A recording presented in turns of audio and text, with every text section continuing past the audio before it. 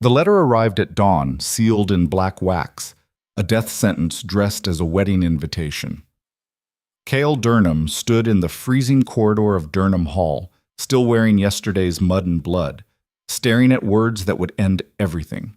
His stepmother had made her move. Marriage to a stranger, immediate, non-negotiable. The woman he loved, Alara Venn, with her wild laugh and sharper tongue, would be erased from his life by noon. Outside, wolves howled in the pine forests. Inside, something darker circled. This is a story about the choice that breaks you and what you become after. Stay until the end. Like this video and comment your city below so I can see how far this story travels. The fire in the Great Hall had burned down to embers, but the cold never really left Durham Hall. It lived in the stones, in the silence between words, in the way servants moved through corridors like ghosts afraid to make noise. Kael stood by the window, the letter crumpled in his fist. "You look like hell," Garrus said from the doorway. His old weapons master, face carved by 60 winters on the frontier, didn't bother with pleasantries anymore. "How long you been standing there?" "Since it came." "The letter?" Kael didn't answer. Below, in the courtyard, workers loaded wagons in the gray pre-dawn light. Supply runs to the outer settlements, routine, the kind of ordinary morning that made the letter in his hand feel even more unreal.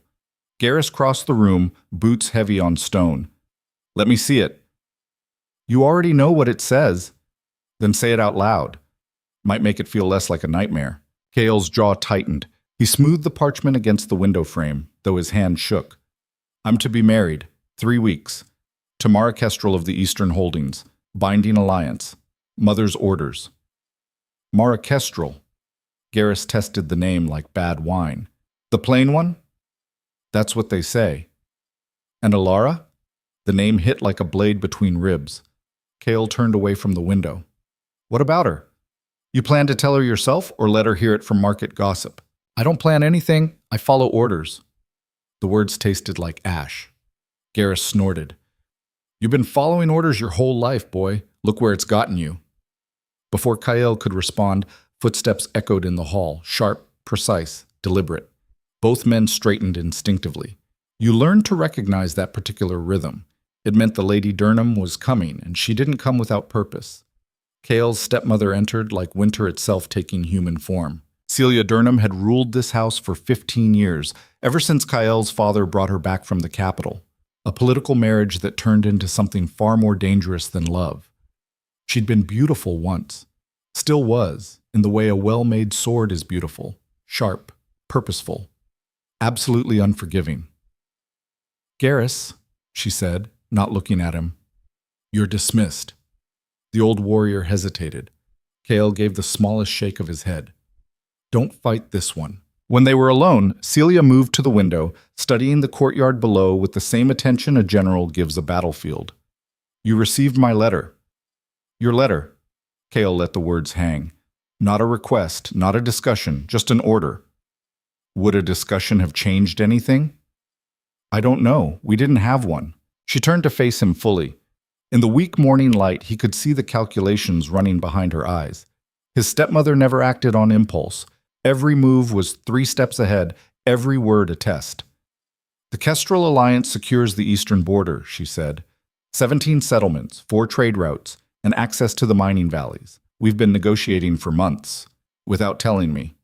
You were busy, a slight emphasis on the last word, with other matters. Alara. She meant Alara, but she'd never say the name. That would give it power, make it real. Kael crossed his arms. "And if I refuse?" Celia's expression didn't change, but something shifted in her posture. A cobra, coiling. "Then the Eastern families will see it as an insult. They'll pull their support. Our creditors in the capital will call in debts your father's campaigns left us drowning in. The frontier settlements that depend on our protection will be cut off before winter, and when the raids come, and they will come, hundreds will die because you chose to be selfish." Selfish. The word hit harder than he expected. "Yes." She stepped closer. "I know you think you're in love, young men always do. But love is a luxury people like us cannot afford. Your father learned that. I learned it. Now it's your turn." "My father loved you." Something flickered across her face. too fast to name. Your father loved this land.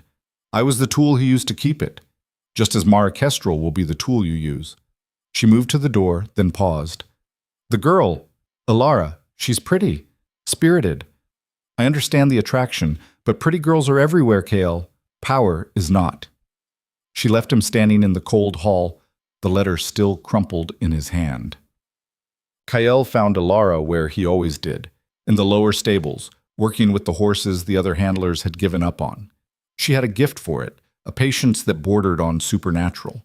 Animals trusted her the way most people never would. She looked up as he entered, and her smile could have melted iron. There you are. She wiped her hands on her work trousers, worn canvas that scandalized the house staff and made Kael's mother purse her lips in disgust. Elara didn't care. Never had. I was starting to think you'd been eaten by your paperwork. Elara? The roan mare finally let me touch her left foreleg. Took 3 days, but I think she's starting to trust me. She was radiant when she talked about her work, alive in a way the noble ladies at court never managed. I'm thinking we can start actual treatment tomorrow, if I need to talk to you. The tone stopped her. She set down her tools carefully, deliberately. When she looked at him again, the light had dimmed. What happened? He couldn't do it. Couldn't say the words. So he handed her the letter instead. Elara read in silence. Her hands didn't shake. Her face didn't crumble. She just read, folded the letter precisely, and handed it back. Well, she said, that's clear enough. Elara's. Don't. She held up a hand. Don't apologize. Don't explain. Don't tell me it's complicated. It is complicated. No, Kael, it's actually very simple. Her voice was steady, but he could see the fractures underneath. You're doing what you're told, like you always do. That's not fair. Fair? The word came out sharp enough to cut. You want to talk about fair? I've been sneaking around this estate for 6 months, hiding in shadows, pretending I don't exist whenever your mother's within 100 yards. I've listened to servants gossip about me. I've smiled while noble ladies asked when I'm planning to find a proper position, because surely I can't expect to stay here forever. She stepped closer. I did all that because I believed, stupid me, that what we had mattered, that I mattered. You do matter. Just not enough. It wasn't a question. Kael reached for her, but she stepped back. The rejection stung more than any words. I need you to understand, he started, hating how weak it sounded. The settlements, the families that depend on us, the people who'll die if you choose me, Elara finished. That's what this is, right? You choose me. People die. You choose duty. I disappear. Very tragic. Very noble. She turned away, hands braced against the stable wall. Did she give you that speech herself, or did you come up with it on your own? It's not a speech. It's the truth. Maybe. Elara's shoulders rose and fell. When she faced him again, there were no tears. Just something harder, colder. But here's another truth, Kael. You were always going to choose this, because choosing me would have meant standing up to her, and you've never done that. Not once. That's not... When she banned me from the main house, you said it was temporary. When she refused to let you acknowledge me publicly, you said we had to be patient. When she scheduled inspection tours specifically to keep us apart, you said it was just bad timing. Elara's voice never rose, but each word landed like a stone. You have 100 reasons why you can't fight for me. You know what you don't have, one good reason why you should. I love you. Then prove it. She crossed her arms. Tell her no. Refuse the marriage. Stand up for something that actually matters. The silence stretched between them like a chasm. I can't, Kael whispered. Elara nodded slowly. That's what I thought. She picked up her tools, movements mechanical. There's a caravan heading to the borderlands tomorrow. I'll be on it. You don't have to leave. Yes, I do. Because if I stay, I'll hope. And hope is what kills you in places like this. She walked past him toward the stable door, then stopped. For what it's worth, I hope she's kind to you, your bride. I hope she doesn't crush you the way your mother has. I hope... Her voice caught, just for a second. I hope you're happy, Kael. I really do. Then she was gone. And Kael was alone with the horses and the smell of hay and the overwhelming certainty that he'd just made the worst mistake of his life. The next 3 weeks passed in a blur of preparations Kael didn't care about. Tailors measured him for clothes he'd never wanted. Servants cleaned rooms for a woman he'd never met. His stepmother orchestrated everything with the precision of a military campaign, and Kael moved through it like a man walking to his own execution. Garrus found him the night before the bride's arrival, sitting in his father's old study with a bottle of expensive whiskey and no glass. "Drinking alone," the old man observed. "That's a bad sign." "Then drink with me." Garrus took the bottle, had a long pull, and grimaced. "That's terrible whiskey." "It was father's favorite." "Your father had terrible taste in whiskey." "And wives." He settled into the opposite chair. "You planning to be drunk when she arrives?" "I'm considering it." "Won't help." "Can't hurt." They sat in silence for a while. Outside, wolves howled in the distant tree line. The frontier was restless tonight. Storms coming, probably. The animals always knew first. "She left," Kael said finally. "Alara. Took the border caravan 4 days ago." "I know, a lot of people know. The kind of secret that isn't." "I should have stopped her." "Maybe." Garrus retrieved the bottle, had another drink. "Or maybe she was right to go. This place would have eaten her alive." "My mother would have." "Same thing." The old warrior studied him. "You think you made the wrong choice?" Kael laughed, but there was no humor in it. "I don't think I made a choice at all. I just surrendered." "There's a difference between surrender and sacrifice, boy. You give up something for nothing. That's surrender. You give up something for something else. That's sacrifice. Question is, what are you getting? An ugly wife and a mountain of debt I didn't create. An alliance. Protection for the settlements. A chance to actually lead instead of following your mother's orders." Garrus leaned forward. "I'm not saying you chose right. I'm saying maybe you chose something. That's better than most people manage." Before Kael could respond, there was a commotion in the courtyard below. Torches, voices, the sound of horses and wagon wheels on cobblestone. "She's early," Garrus muttered, moving to the window. The kestrel party wasn't due until morning. Kael joined him. Below in the torchlight, he could make out a modest traveling party. 3 wagons, maybe a dozen riders, all looking road-worn and exhausted. Not the grand entrance he'd expected from a political marriage. At the center of it all, dismounting from a plain horse with the efficiency of someone who'd been riding hard for days, was a woman in travel-stained clothes.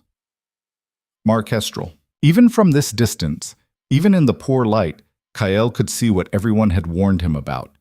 She wasn't pretty. Not even close. Square face, heavy build, hair pulled back in a ruthlessly practical braid. She moved like someone who expected the world to get out of her way, and from the look of her guards, it usually did. "Well," Garrus said, "she's sturdy? That's one word for it." His stepmother appeared in the courtyard like she'd been summoned by dark magic. Even at this hour, Celia Durnham was perfectly composed, perfectly dressed, perfectly in control. She greeted the kestrel party with exactly the right amount of warmth, calculated to the degree. Kael watched the 2 women meet. His mother, elegant and dangerous. His future wife, blunt and road-worn. They were opposite in every way that mattered. "You should go down," Garrus said. "Give me 1 more minute." "1 more minute won't change anything." "I know." But Kael stayed at the window anyway, watching the woman who would be his wife direct her people with sharp gestures and sharper words. She wasn't cruel, he noted, just efficient.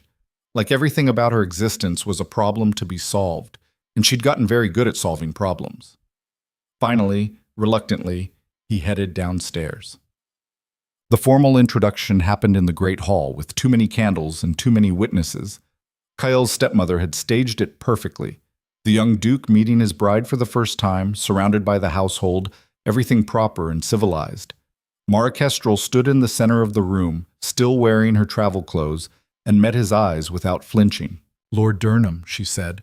Her voice was lower than he expected, rougher, a voice that came from years of shouting orders across training yards.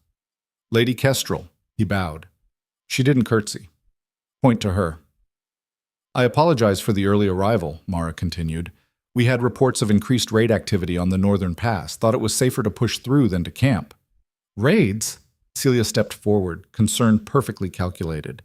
We hadn't heard. You wouldn't have. They're hitting the outlying settlements, small stuff mostly, testing defenses. Mara's eyes were sharp, assessing.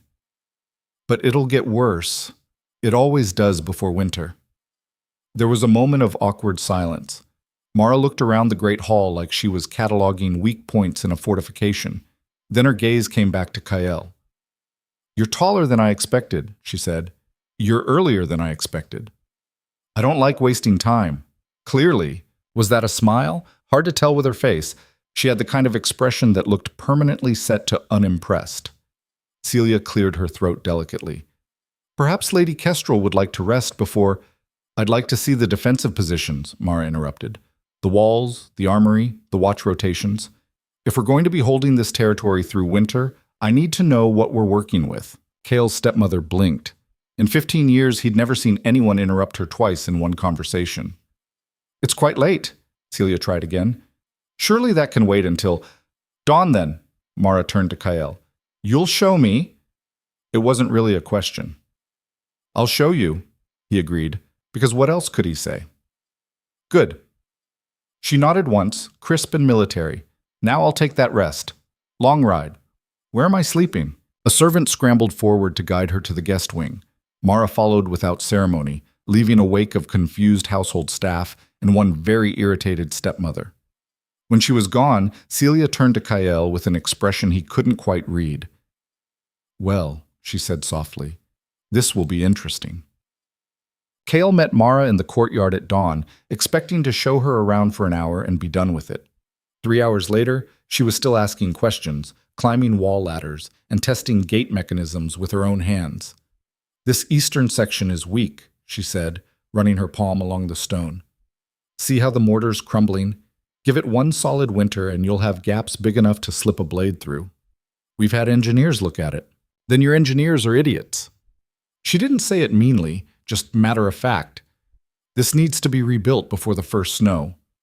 You have the labor. We can pull workers from— Show me the armory. She was relentless. Every question led to 3 more. Every answer revealed another problem she'd already spotted. By the time they reached the training yards, Kael was exhausted, and Mara looked like she was just getting started. Your men drill in the mornings? She asked, watching a group of guards run through basic formations. Yes. They're sloppy. Too much time in the hall, not enough time in the field. She cupped her hands around her mouth. You, second rank, third position. Your shield's too low. You're dead before the engagement even starts. The guard, a veteran of 10 years, looked startled, but he adjusted his position. Mara grunted approval. Better. She turned to Kael. You ever actually fight, or do you just look pretty in your armor? I've fought. Raids? Actual combat? Yes. Good. Because if you're going to hold the frontier, you'll need to know which end of the sword does the stabbing. She started walking toward the next section of wall. Come on, I want to see the supply stores before noon. Kael followed, bemused despite himself. You always this charming? Charm is for people with nothing useful to say. She glanced back at him. I'm here because my father needs this alliance. You're here because your mother forced you. Let's not pretend this is anything but a transaction. The bluntness was almost refreshing. No games, no pretense, no carefully calculated conversations. Just the truth, delivered like a hammer blow. You know about Alara, he said. Not a question. Mara stopped walking. The stable girl? The pretty one everyone says you're in love with? She wasn't a stable girl. She worked with horses, but I don't care what her job title was. Mara crossed her arms. Everyone knows you were sneaking around with her. Everyone knows your mother put a stop to it. Everyone knows you chose duty over love. Her expression didn't change. What I want to know is if you're going to spend our entire marriage pining for what you gave up, or if you're going to do something useful with your life. Kael stared at her. That's direct. I don't have time to be anything else. She resumed walking. Look, I know I'm not what you wanted. I'm not pretty. I'm not charming. I'm not going to make you happy in any traditional sense. But I'm competent. I know logistics. I know defense. I know how to keep people alive through hard winters and harder raids. You marry me, you get an alliance, and someone who won't let your territory fall apart. She stopped at the supply building door. What I get is a title and resources to protect my own people. We both get what we need. Everything else is just noise. And if I wanted more than that, then you shouldn't have given up the girl. Mara pulled open the door. Now let me see these supply stores. If they're as poorly managed as everything else I've seen, we're going to have problems. The wedding was set for 3 days later. Fast, efficient, designed to lock the alliance before either family could reconsider. Kael went through the motions, meetings with his stepmother, discussions with Mara's father, a gruff mountain of a man who spoke even less than his daughter, arrangements with the settlement leaders who'd come to witness the union. Through it all, he kept thinking about what Mara had said. A transaction. Nothing more. Maybe that was better. Maybe expecting anything else was the real mistake. On the second night, there was a dinner, formal, excruciating, filled with people pretending to celebrate what everyone knew was a loveless political marriage. Kael sat at the head table, Mara on his right, his stepmother on his left, and felt like he was being slowly buried alive. Absolutely fascinating, some minor noble was saying to Mara. I've never met a woman quite so martial. That's because most women have better sense than to learn which end of a sword is sharp, Mara replied, not missing a beat. But someone has to protect the settlements while you're all eating fancy dinners. The noble laughed uncertainly. Mara had already moved on to her next course, uninterested in his reaction. Kyle's stepmother leaned close. She's quite something, isn't she? That's one way to put it. You could do worse. Celia sipped her wine. Beauty fades. Competence doesn't. Is that what you told yourself when you married father? His stepmother's expression hardened. Your father and I understood each other. We knew what we were building, and when he died, I didn't fall apart. I kept building. She set down her glass precisely. That's what you need. Not some pretty girl who'll cry when things get hard, but someone who'll stand when everything's falling down. Before Kael could respond, there was a commotion at the hall entrance. A rider, mud-splattered and exhausted, pushing past guards. My lord! The man stumbled forward, clearly having ridden hard. Raid on the northern settlements, 3 villages. They're burning everything. The hall fell silent. Kael stood. How many attackers? Don't know, my lord. At least 50, maybe more. Coordinated? They hit all 3 settlements within hours of each other. Casualties? Heavy. They weren't after supplies. They were after people. Took everyone they could carry off, killed the rest. Mara was on her feet. You have a response force ready? We can assemble one, but it'll take too long, she finished. By the time you organize, the raiders will be gone and the settlements will be ash. She turned to Kael. How many can you muster in an hour? Maybe 30 riders, not enough to harass, slow them down, force them to drop captives or fight. Mara was already moving toward the door. Get your men ready. I'll need a fresh horse and whatever weapons you keep sharp. You're not going, Kael's stepmother said, standing. You're the bride. You're needed here for what? Cutting cake while settlements burn? Mara didn't even slow down. With respect, Lady Durham, I didn't ride 300 miles to play dress-up. Those are my people dying. I'm going. Kael. His stepmother's voice was ice. Tell her she's staying. He looked at Mara, already halfway to the door, her entire posture screaming readiness, then back at his stepmother. I can't, he said quietly. She's right. Then you're both fools. Celia's composure cracked, just slightly. You go out there. You could die before you're even married. The alliance would survive. Kael was surprised by his own certainty. Or it wouldn't have been worth making.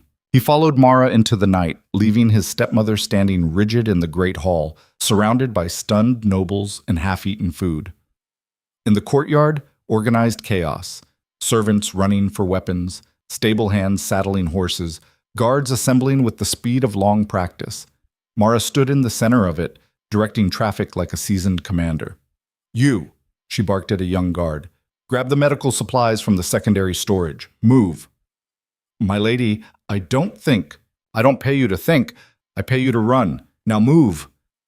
The guard ran. Kael found himself grinning despite everything. You're terrifying. Thank you. Mara checked the saddle on a gray destrier. You coming or staying? Coming. Good, because I don't know the territory. and riding blind into a raid is how you end up dead. She swung into the saddle with practiced ease. You lead. I'll keep these idiots organized. Within an hour, they rode out, 32 riders in total, moving fast through the darkness. Kael led them on the fastest route to the northern settlements, following trails only locals knew. Beside him, Mara rode like she'd been born on horseback, comfortable in a way the court ladies never managed.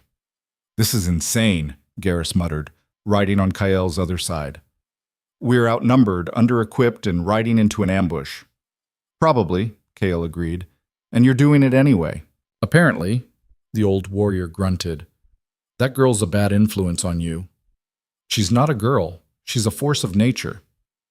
Same thing. They reached the first settlement around midnight. The smell hit them before they saw it. Smoke, blood, something worse underneath. Kael had been in raids before, but this was different. Methodical, cruel. Bodies in the street. Houses reduced to frames. The raiders had moved through like a wildfire, taking everything that wasn't stone. They're gone, one of his men reported. Trailheads east. How old? 2 hours? Maybe 3. We can catch them if we push. Mara was already moving toward the survivors, a handful of people huddled in the remains of what looked like a common house. She dismounted, crouched down to their level. How many did they take? She asked a woman clutching 2 young children. 20, maybe more. They wanted anyone who could work. Left the old, took the young. The woman's voice was hollow. My husband. They took my husband. Which direction did they go? The woman pointed east, toward the borderlands, toward territory Kael's family didn't control. We're going after them, Mara said. It wasn't a question or a declaration, just a statement of fact. We don't have authority in those territories, one of Kael's men objected. If we cross the border, then we cross the border. Mara stood, already heading back to her horse. 20 people just got kidnapped. You want to write a formal letter asking permission to rescue them, or do you want to actually do something useful? She didn't wait for an answer. Kael looked at his men, tired, uncertain, waiting for orders. His stepmother's voice echoed in his head. Follow the rules. Maintain the alliances. Don't risk what we've built. Then he looked at Mara, already mounted, ready to ride into unauthorized territory to save people she'd never met. We ride, he said. Anyone who has a problem with that can stay here. Nobody stayed. They pushed east, following the raiders' trail through increasingly rough terrain. The land here was wild, unclaimed, the kind of place where law ended and survival began. Perfect for raiders. Dawn was breaking when they finally spotted the enemy camp. 50 raiders, just like the scout said. But they'd made a mistake, set up in a narrow valley with limited escape routes. Overconfident. They'd been hitting frontier settlements for so long, they'd stopped expecting real resistance. Mara assessed the situation with cold efficiency. We can't take them in a straight fight. Agreed, Kael said. So we don't fight straight. They planned it quickly, improvising with the kind of desperate creativity that comes from being outnumbered and out of time. Half the force would create a diversion at the valley's northern entrance. The rest would circle around, free the captives, and disappear before the raiders organized. It was a terrible plan, absolutely suicidal. It worked. The diversion pulled most of the raiders north, leaving the captives lightly guarded. Mara led the rescue team herself, moving with the kind of brutal efficiency that came from years of hard experience. She didn't hesitate, didn't second guess, just cut through guards, freed prisoners, and got them moving. Kael's group hit the northern raiders hard and fast, then retreated before they could mount a real defense. Classic frontier tactics. Strike, disappear, strike again. By the time the sun was fully up, they were riding hard for home. 22 freed captives among them. 2 had died before they arrived, and the raiders scattered behind them. That was reckless, Garrus wheezed, looking every one of his 60 years. Absolutely insane. It worked, Mara pointed out, not even breathing hard. Next time we might not be so lucky. Then we'll be unlucky. Still better than doing nothing. They made it back to Durnham Hall by evening, exhausted and victorious. The freed captives were met by tearful families. The wounded were taken to the healers, and Kael found himself standing in the courtyard, covered in mud and blood, feeling more alive than he had in weeks. Mara dismounted, wincing slightly. Kael noticed for the first time that she was favoring her left side. "You're hurt." "It's nothing. Raider got lucky with a blade. I've had worse." "Let the healer look at it." "Let the healer look at people who actually need help." She started walking toward the hall, then paused. "That was good work tonight. Your men fight well when they're properly led. They follow orders." "No." Mara looked back at him. "Tonight they followed you. There's a difference." Before he could respond, his stepmother appeared in the doorway, perfectly composed despite the hour, despite the chaos. She took in the scene with a single sweeping glance. The returned captives, the exhausted riders, her stepson covered in evidence of combat. "Inside," she said quietly. "Both of you. Now." The study felt smaller with 3 people in it. Celia stood by the window, back rigid. Mara leaned against the desk, clearly too tired to care about posture. Kael stood between them, still holding his mud-caked riding gloves. "What you did tonight," Celia began, voice carefully controlled, "was incredibly dangerous." "Yes," Mara agreed. "It was also necessary. You risked the alliance. You risked yourselves. You entered unauthorized territory and attacked raiders. We have no legal authority to engage. We saved 22 people. You endangered hundreds more." Celia turned from the window. "Do you understand what happens if the Eastern families see this as aggression? If they think we're using this marriage as an excuse to expand territory?" "Then we explain," Kael said quietly. "We tell them the truth. Raiders attacked our settlements. We responded. The truth is rarely enough." His stepmother moved to the desk, hands pressed flat against its surface. "I've spent 15 years building alliances, maintaining balances, keeping this territory stable. And you two nearly destroyed it in one night because you couldn't resist playing hero." "We weren't playing," Mara said flatly. "People were dying. People are always dying on the frontier. That's the nature of where we live. You can't save everyone." "So we save no one?" Mara straightened despite her wound. "We let raiders take who they want, burn what they want, because actually fighting back might upset some political arrangement?" "You're simplifying." "No, you're overcomplicating." Mara crossed her arms. "Those raiders hit 3 settlements. They'll hit 3 more next month if we don't respond. Every settlement leader in this territory is watching to see what we do. We show weakness now, we lose more than an alliance. We lose credibility." Celia's expression hardened. "You've been here 3 days. Don't presume to lecture me about frontier politics. Someone should." Mara didn't back down. "Because from where I'm standing, you've been so busy playing games with the noble families that you've forgotten what actually matters." The silence that followed was explosive. Kael watched his stepmother's face, expecting fury. Instead, he saw something stranger: calculation. She was reassessing Mara, running new calculations. Finally, Celia spoke. "The wedding proceeds as planned. Tomorrow, as scheduled. After that, the 2 of you can do whatever you want, together or separately. But until that alliance is sealed, you will both act like the dutiful, noble children everyone expects you to be." She moved toward the door, then paused. "And for the record, Lady Kestrel, I don't need lectures about what matters. I've been keeping this territory alive longer than you've been conscious. Don't confuse survival with weakness." She left, and the room felt larger again. Mara exhaled slowly, pressing a hand against her side. "Well, that went well." "You called her weak to her face." "I called her strategy weak. There's a difference." Mara headed for the door.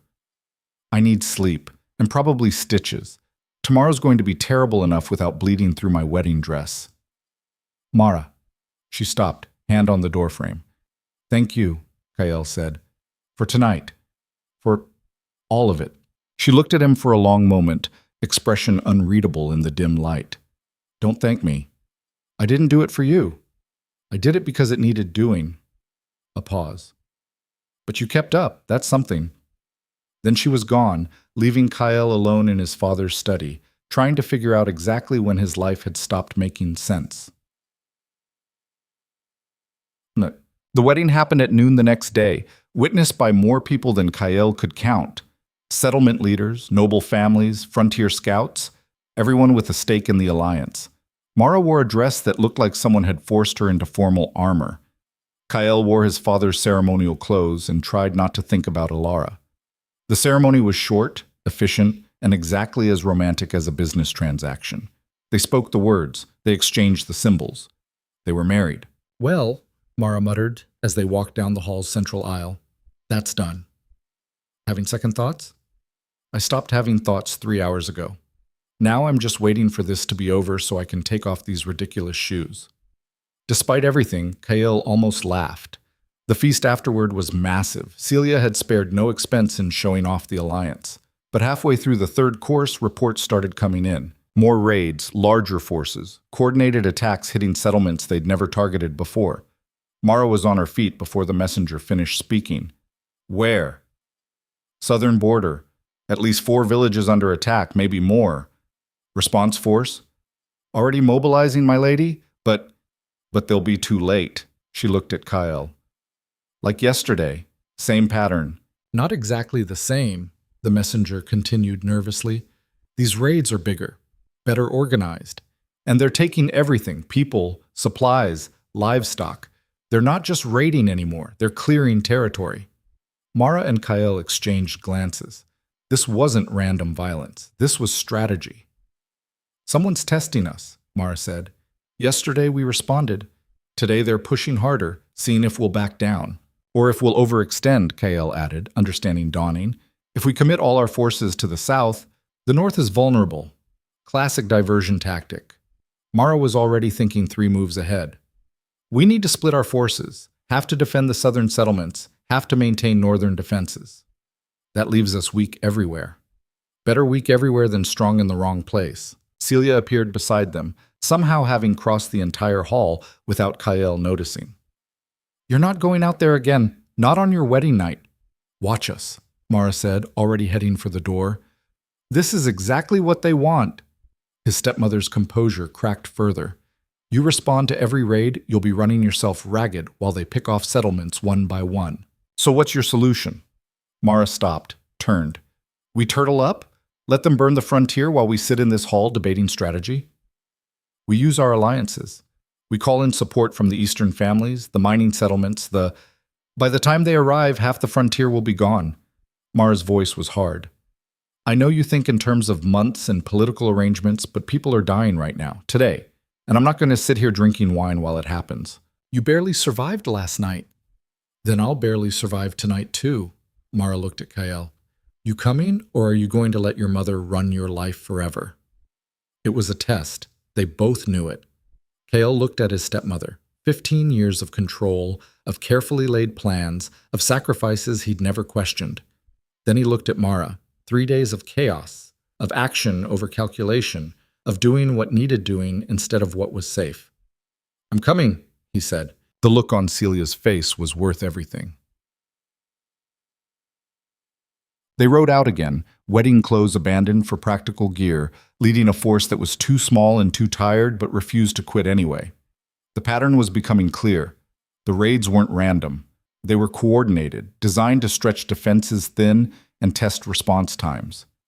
Someone's planning this, Mara said as they rode. This isn't opportunistic raiding. This is a campaign. But who? Kael scanned the darkening horizon. The frontier tribes don't organize like this. They're territorial, competitive, unless someone united them. Mara's expression was grim. Or someone's paying them to work together. The implication hung heavy between them. They reached the southern settlements by midnight, but the scene was different from the night before. This time, the raiders had dug in. They weren't hit and run anymore. They were occupying territory, setting up defensive positions. This was an invasion. We can't fight this, Garrus said, assessing the situation. Not with the numbers we have. Then we don't fight, Kael said, an idea forming. We make them think we're going to fight. We make them commit to defending positions they don't actually need to defend. Mara caught on immediately. A bluff! Force them to waste resources holding territory while we evacuate the settlements. Exactly. It took hours of careful maneuvering, showing force in one area while evacuating another, creating the impression of a larger army than they actually had, using the darkness and terrain to their advantage. Not heroic. Not glorious. Just smart, desperate survival tactics. By dawn, they'd evacuated 4 settlements, and the raiders were still digging in to defend positions that now held nothing worth defending. They'll realize eventually, Mara noted as they watched from a distant ridge. When they figure out we evacuated instead of fighting. Let them realize it after we're gone, Kael said. They limped back to Durham Hall exhausted, dirty, and trailing a column of displaced settlers. Not a victory exactly, but not a defeat either. In the courtyard, his stepmother waited. She looked at the evacuated settlers, at her stepson and his new bride, and her expression was unreadable. "You evacuated them," she said finally. "Yes." Smart. It might have been grudging respect, hard to tell. Smarter than fighting would have been. Mara dismounted carefully. "We need to house these people, and we need to figure out who's coordinating the raids before they hit us again." "Already working on it," Celia gestured, and servants moved forward to help the settlers. "We'll know more by morning." It was the closest thing to approval Kael had ever heard from her. As the courtyard slowly emptied, Kael found himself standing next to Mara, both too tired to move. "Some wedding night," she said. "Not exactly traditional." "Traditional is overrated." She started walking toward the hall, then paused. "You fought well, made good decisions, didn't panic." Was that a compliment? Don't let it go to your head. But there might have been the ghost of a smile on her face. Hard to tell in the weak light. Kael watched her go, this woman he'd married out of duty, who was turning out to be nothing like what he expected. Somewhere out in the borderlands, Elara was building a new life. Here in Durham Hall, Kael was discovering that maybe, just maybe, he was building something too. Different from what he'd lost. But not worse. Just different. The dawn broke cold and clear over Durham Hall, and somewhere in the distance, wolves were howling. The evacuees changed everything.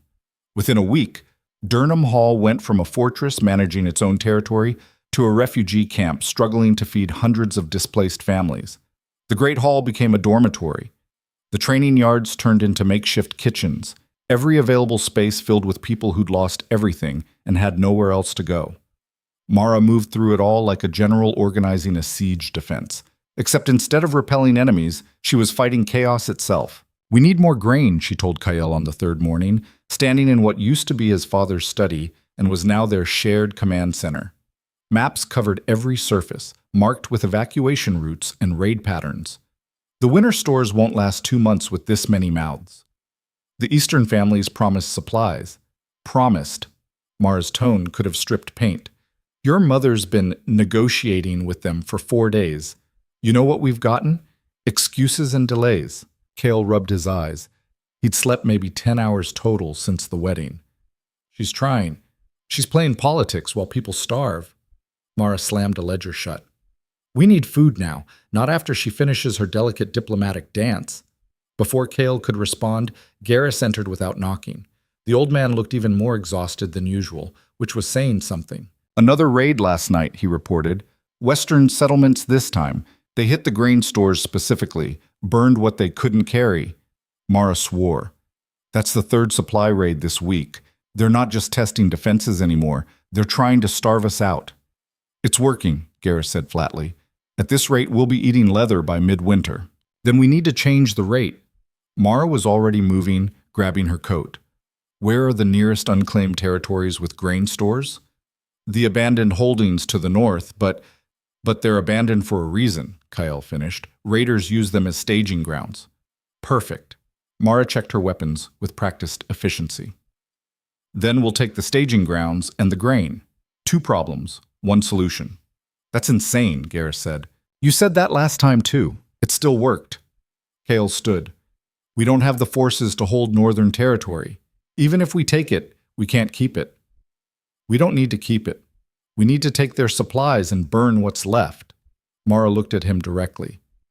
"You coming, or are you going to tell me it's too dangerous?"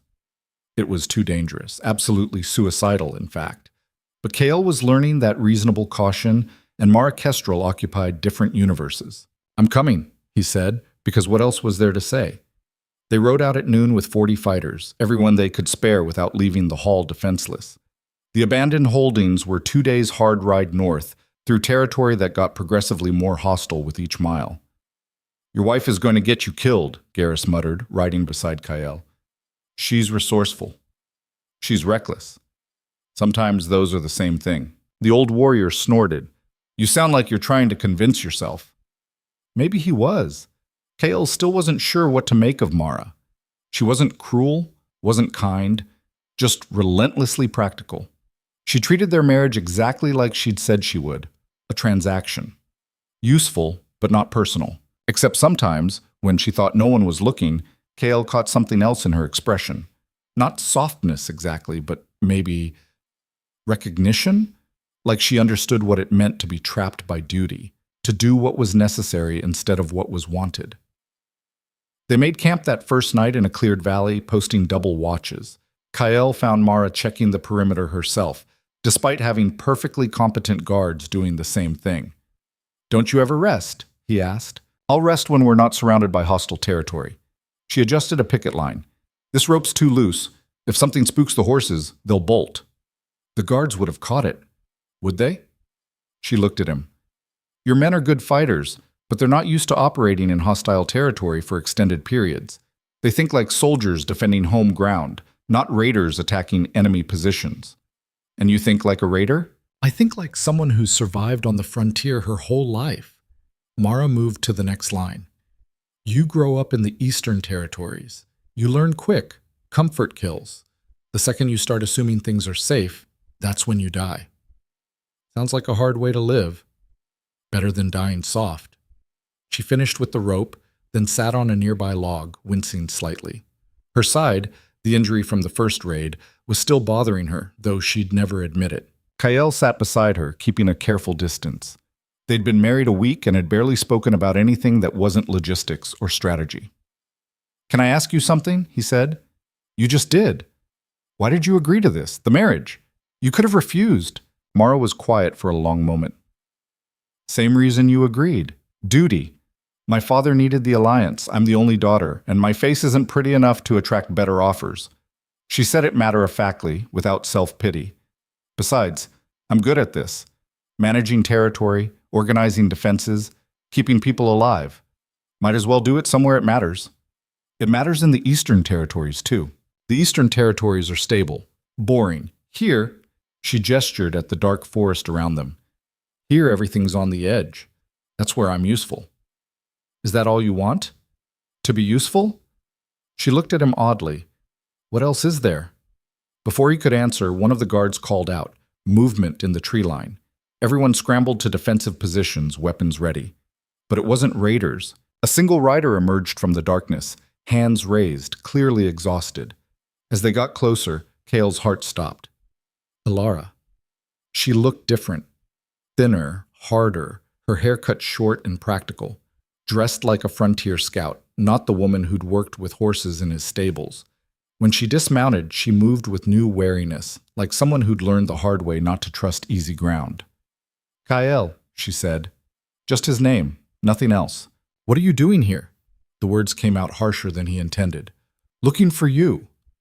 Elara's eyes flicked to Mara, taking in the wedding ring, the obvious authority. I see congratulations are in order. Elara, I didn't come here to rehash the past. She turned to address the whole group. The settlements in the borderlands, the ones you evacuated, they're under attack, serious attack, not raids anymore, a full military force. Mara stood. How many? At least 200 fighters, maybe more. Coordinated, disciplined, well supplied. Elara pulled out a rough map. They hit us 3 days ago. We've been fighting a running retreat ever since. Us? Kael asked. The borderland communities. After I left, I joined up with some settlers trying to establish independent holdings. We've been organizing, building defenses. Her expression hardened. Or we were, until this army showed up. Where are they now? Moving south, toward your evacuated settlements. They're not raiding anymore, they're claiming territory. Elara looked exhausted. I rode 2 days straight to warn you. They'll hit your outer defenses within a week. Mara and Kael exchanged looks. This was worse than they'd thought. Not opportunistic raids, but organized conquest. We need to get back, Mara said immediately. Warn the hall, prepare defenses. It won't matter. Elara's voice was flat. I've seen what they're bringing. Siege equipment, supply trains, everything you need for a sustained campaign. They're not testing your defenses anymore. They're coming to take everything. The camp fell silent. Around them, 40 fighters, good fighters, experienced fighters, suddenly looked very small against the force Ilara described. "Who's leading them?" Kael asked. "Don't know. Whoever it is, they know what they're doing. They've studied your territories, your response patterns, your weak points." Ilara's jaw tightened. Someone's been planning this for months. The raids weren't just raids, they were reconnaissance.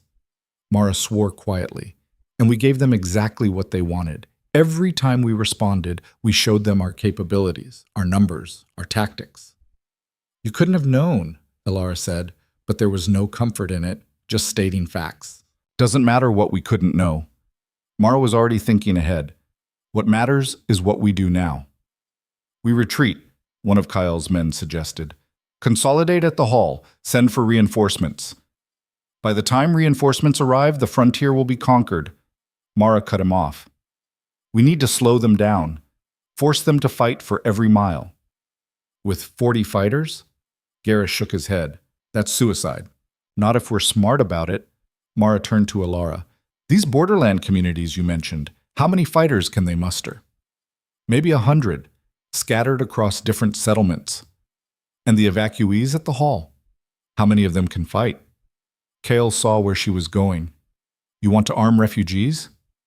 "I want to arm anyone who can hold a weapon and is willing to defend their home." Mara's expression was fierce. "This army is coming whether we're ready or not, so we get ready." "It's still not enough," Ilara said quietly. "Even combined, we're outnumbered 2-1, probably worse." "Then we don't fight fair." Mara started rolling up the maps.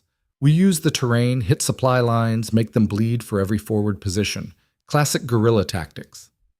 "You're talking about a sustained campaign," Kael said.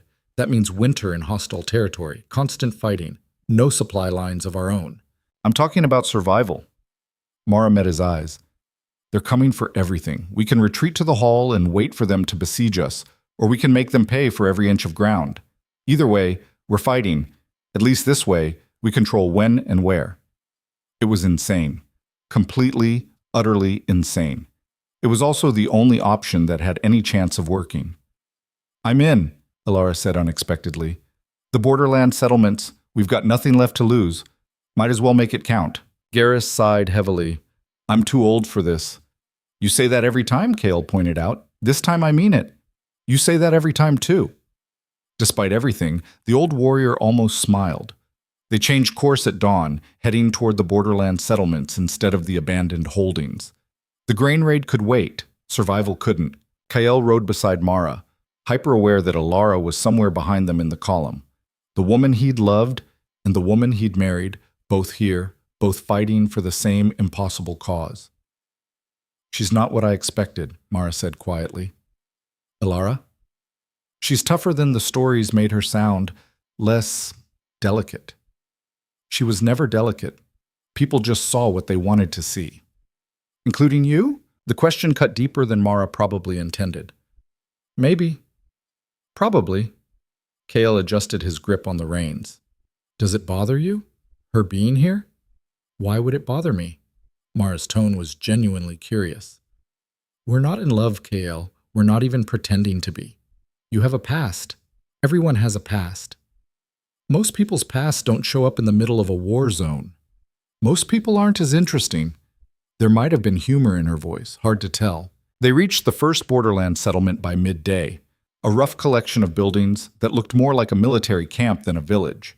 The people here were survivors, the kind who'd chosen to live outside established territories because they couldn't stomach someone else's rules.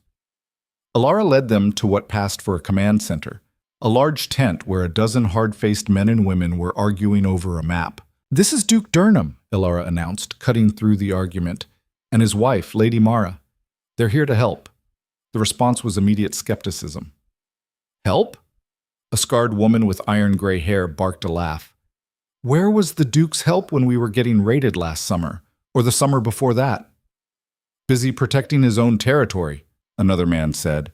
"Like always, nobles don't care about borderland trash." "That's true," Mara said, stepping forward before Kael could respond. "Most nobles don't care about you, but I'm not most nobles, and I don't have time for your wounded pride." The tent fell silent. "There's an army coming," Mara continued. 200 fighters, maybe more. Professional soldiers, not raiders. They're going to sweep through this territory like a forest fire, and everyone in their path will either die or be enslaved. Now, you can waste time being angry at people who weren't here before, or you can work with the people who are here now. Your choice. The gray-haired woman studied Mara for a long moment. You always this charming? Only when I'm trying to save lives. Something shifted in the tent. Not trust, exactly, but recognition. These were practical people who understood practical talk. What do you need? The woman asked. Fighters, everyone you can spare, and information, terrain maps, supply caches, anything that gives us an advantage. In exchange for what? Protection, supplies from our stores. And if we survive this, a seat at the table when we rebuild. Mara didn't hesitate. No more borderland trash, no more being ignored. You fight with us. You're part of the territory. Full rights, full protection. Your stepmother going to agree to that? The woman challenged, looking at Kael. My stepmother isn't here, he said. I am, and I agree. It was the first time he'd directly contradicted Celia's policies. The first time he'd made a real decision without her approval. It felt both terrifying and absolutely right. The negotiations took hours, but by sunset they'd assembled a force of 93 fighters, far short of what they needed, but more than they'd had that morning. Combined with the refugees at the hall who could fight, they might have a chance. Might. That night, Kael found himself sitting by the fire with Alara. Mara was organizing supply lines, Garrus was drilling the new recruits, and for the first time in days, they were alone. You've changed, Alara said. So have you. The Borderlands do that. Either you get harder or you die. She poked at the fire with a stick. I was so angry at you. For months, every day I woke up angry. I don't blame you. I know. That's part of what made it worse. She looked at him. But watching you with her, Mara, it's different than I expected. Different how? You listen to her.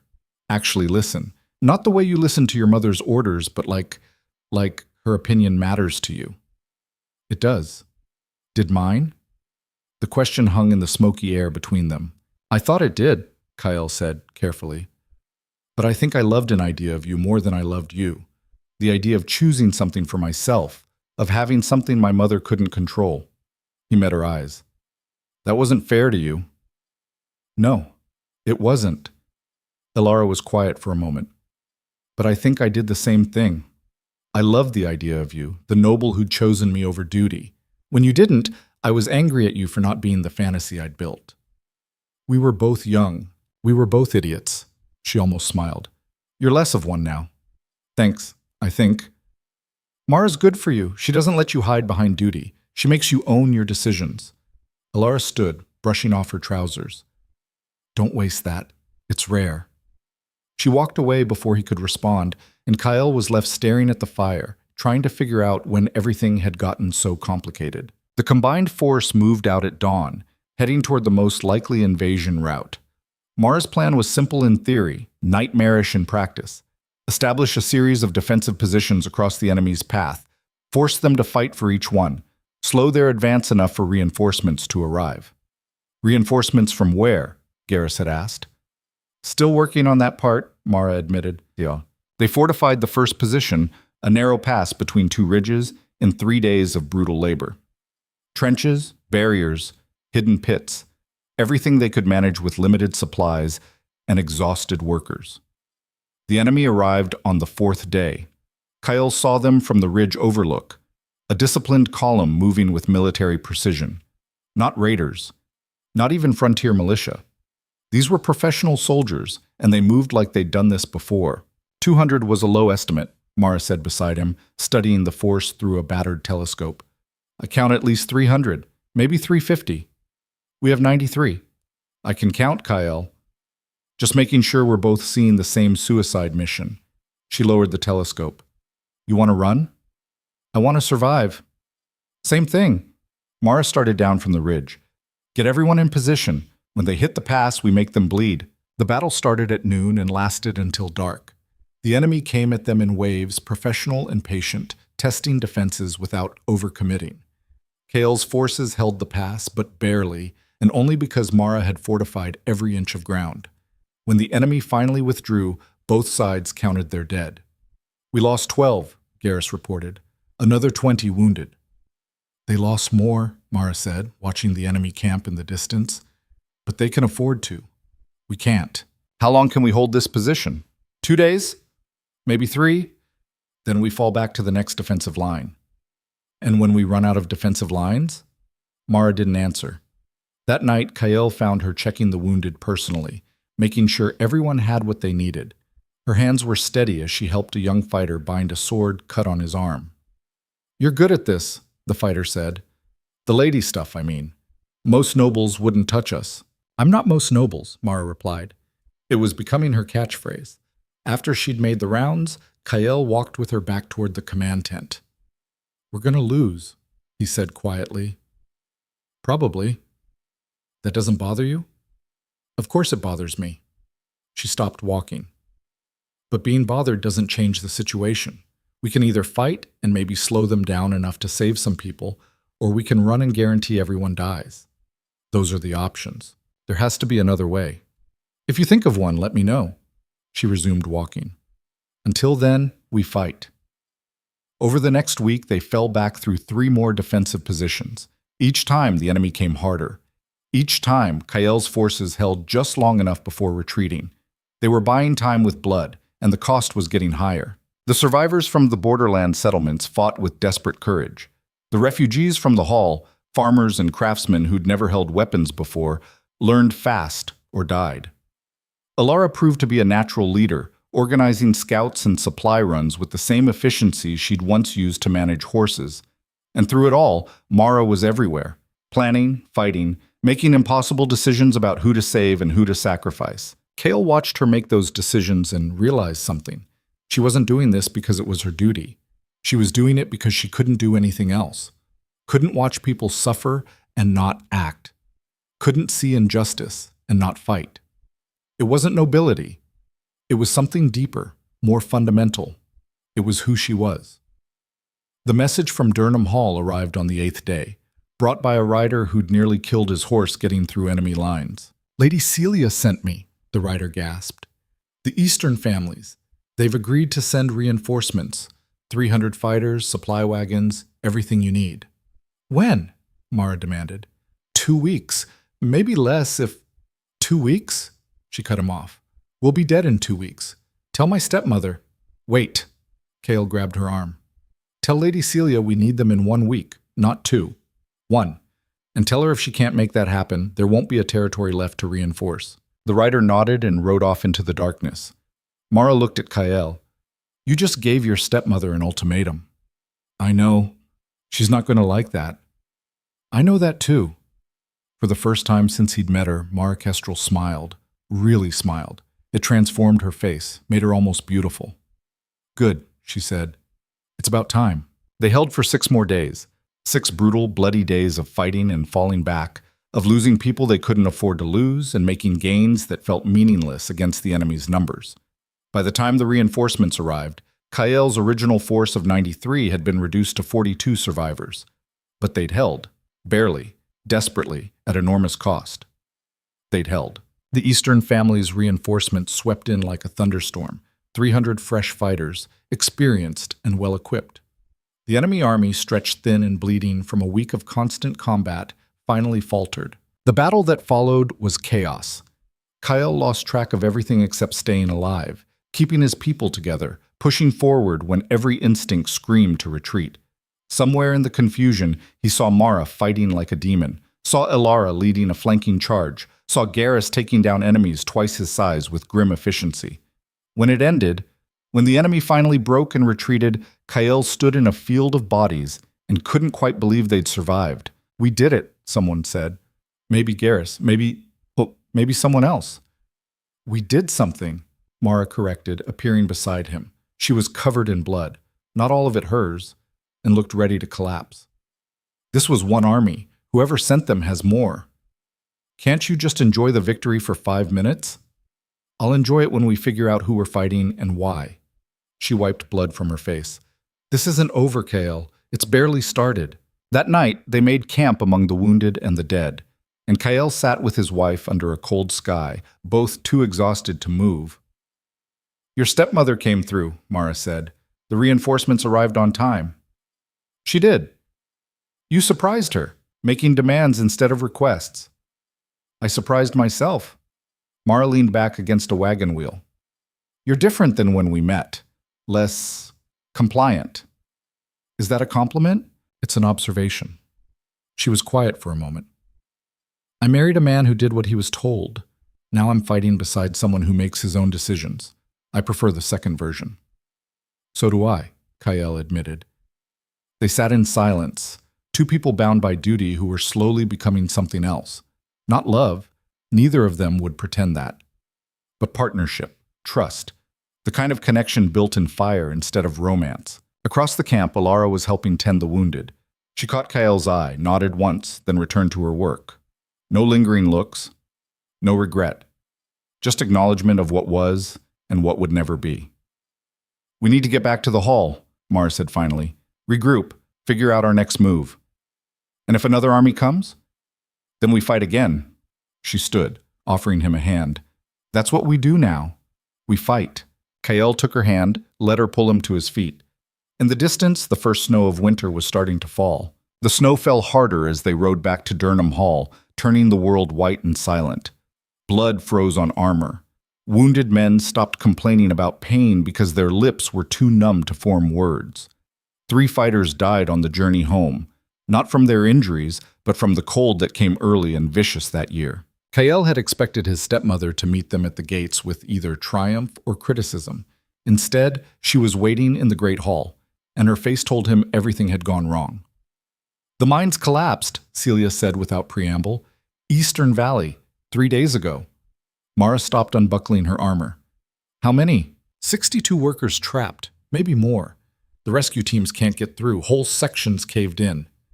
Celia's composure was iron, but Kael could see fractures underneath. "The Eastern families are demanding we save their people, but our engineers say it's impossible. The structural damage is too severe." "Nothing's impossible," Mara said. "Just expensive." "We don't have expensive anymore." His stepmother moved to the window. Outside, refugees huddled around fires in the courtyard. "The war cost us everything. Supply lines are broken. Winter stores are depleted. Half the settlements are abandoned. And now this." She turned. "The Eastern families are threatening to withdraw their support if we can't rescue those workers." "Of course they are." Mara's voice was bitter. "We just bled ourselves dry defending their territories, and they're already making demands." "That's how alliances work." Celia's tone could have frozen water. "You give them what they need, or they find someone who will. And if we can't save those workers, then we lose the alliance. The Eastern families pull out. The mining revenues disappear. And by spring, this territory won't exist anymore." His stepmother's gaze settled on Kael. "Everything we fought for, everything you married for, gone." The great hall felt smaller suddenly, walls pressing in. Kael could feel the weight of it, hundreds of lives depending on decisions he didn't know how to make. "I need to see the mine," Mara said. "Get a sense of the damage. It's a 2-day ride in good weather. In this snow, then we leave now." Mara was already moving toward the door. "Every hour we waste is another hour those workers are buried." "You just fought a war," Celia said sharply. "You're exhausted. Your forces are decimated. You can't—" "Watch me." Mara left, and Kael found himself alone with his stepmother for the first time in weeks. She studied him like he was a puzzle she couldn't quite solve. "You've changed," she said finally. "People keep telling me that." "Is it her? Your wife?" Kael thought about it. "She's part of it. The rest is just surviving, I guess. You can't go through what we went through and stay the same." "No." Something flickered across Celia's face. "You can't." She moved to the desk, picked up a letter with a broken seal. "This came from the capital. Your father's creditors are calling in their debts. All of them, immediately." "That's impossible. Father had repayment schedules. Your father had promises. Promises that meant something when he was alive, and we had stable revenues." She handed him the letter. "Now we have neither. They want 3 years of back payments within 6 months, or they're seizing assets, including the hall." Kael read the letter twice, hoping the words would change. They didn't. We can't pay this. I know. Then what do we do? His stepmother was quiet for a long moment. We save those miners. We keep the Eastern Alliance. And we hope that buys us enough goodwill to negotiate new terms with the creditors. She met his eyes. Or we lose everything. Those are the options. Some choice. That's all choice ever is. Picking which disaster you can live with. Kael left her standing in the great hall and went to find Mara. She was in the stables, already saddling a fresh horse despite being barely able to stand. You should rest, he said. I'll rest when I'm dead. She checked the saddle straps with practiced efficiency. Are you coming or staying? Do I have a choice? Everyone has a choice, Kael. Stop pretending you don't. He helped her finish saddling the horses. My stepmother told you. About the creditors. She mentioned it. And it doesn't change anything. We still need to save those miners. Mara led her horse toward the courtyard. One crisis at a time. They rode out with a small team, Garrus, Alara, and 6 of the best fighters who weren't wounded or dying. The storm worsened as they traveled, turning the world into a white void where visibility ended 3 feet from your face. This is insane, Garrus shouted over the wind. We should wait for the weather to clear. Those miners can't wait, Mara shouted back. They're probably already dead.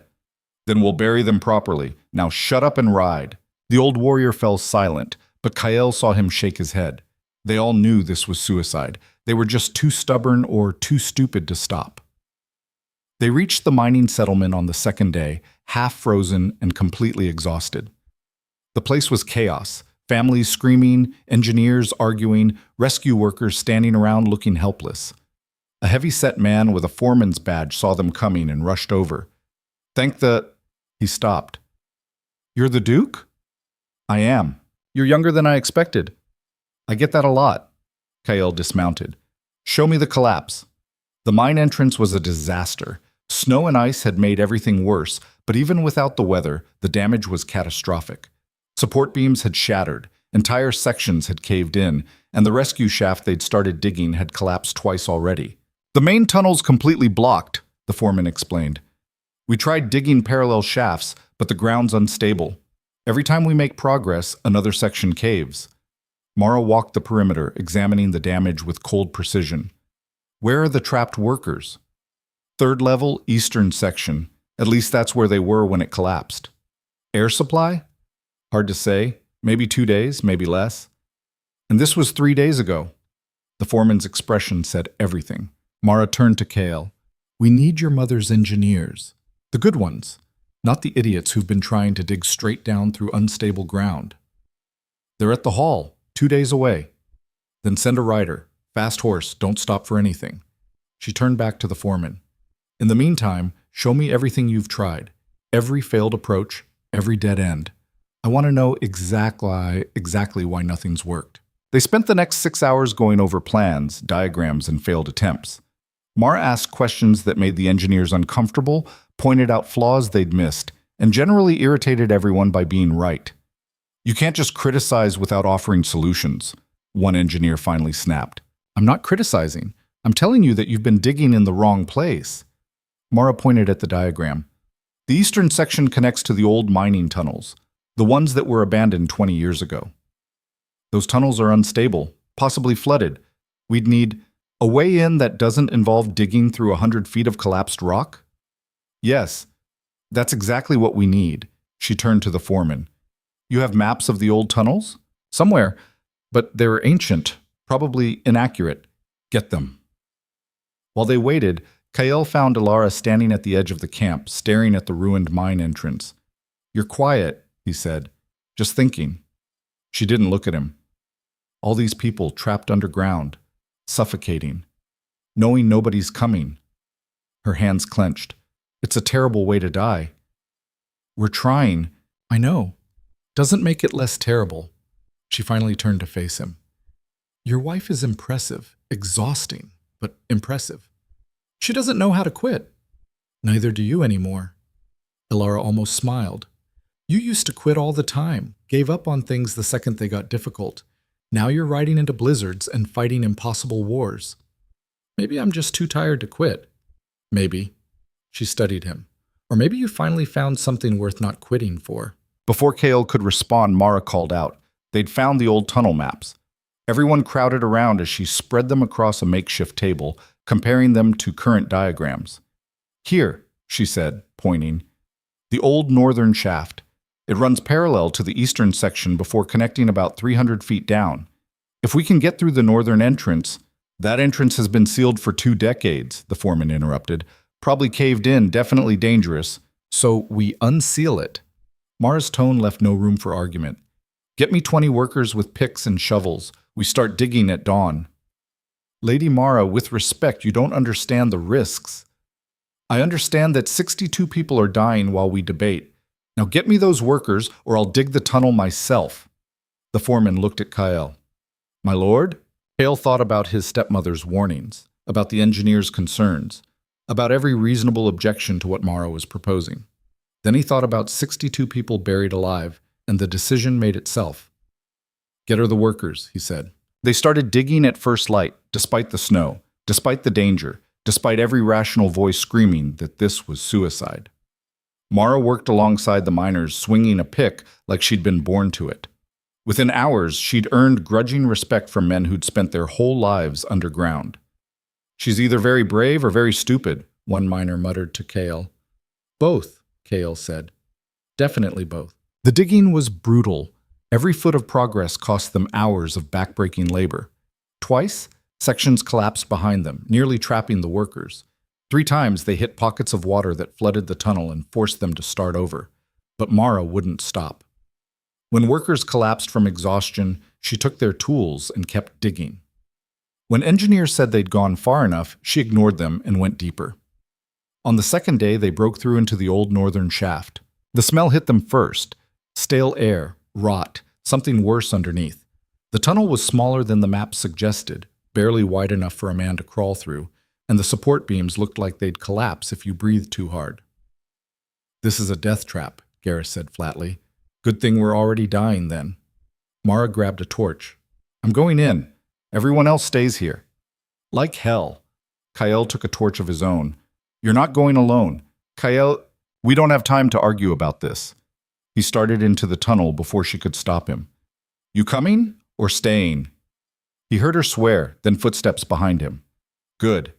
The old tunnel was worse than it looked from the entrance. Water dripped from invisible sources. The walls seemed to shift in the torchlight. Every few feet they had to crawl over collapsed sections, squeezing through gaps that got narrower and narrower. This is insane, Mara muttered from behind him. We're going to die down here. Probably. That doesn't bother you? I'm terrified. I'm just doing it anyway. Kael pulled himself over another pile of debris. You taught me that. Keep moving forward even when everything's falling apart. I'm a terrible influence. The worst. They crawled in silence for what felt like hours. Kael's shoulders screamed from the tight spaces. His hands were raw from pulling himself over sharp rocks.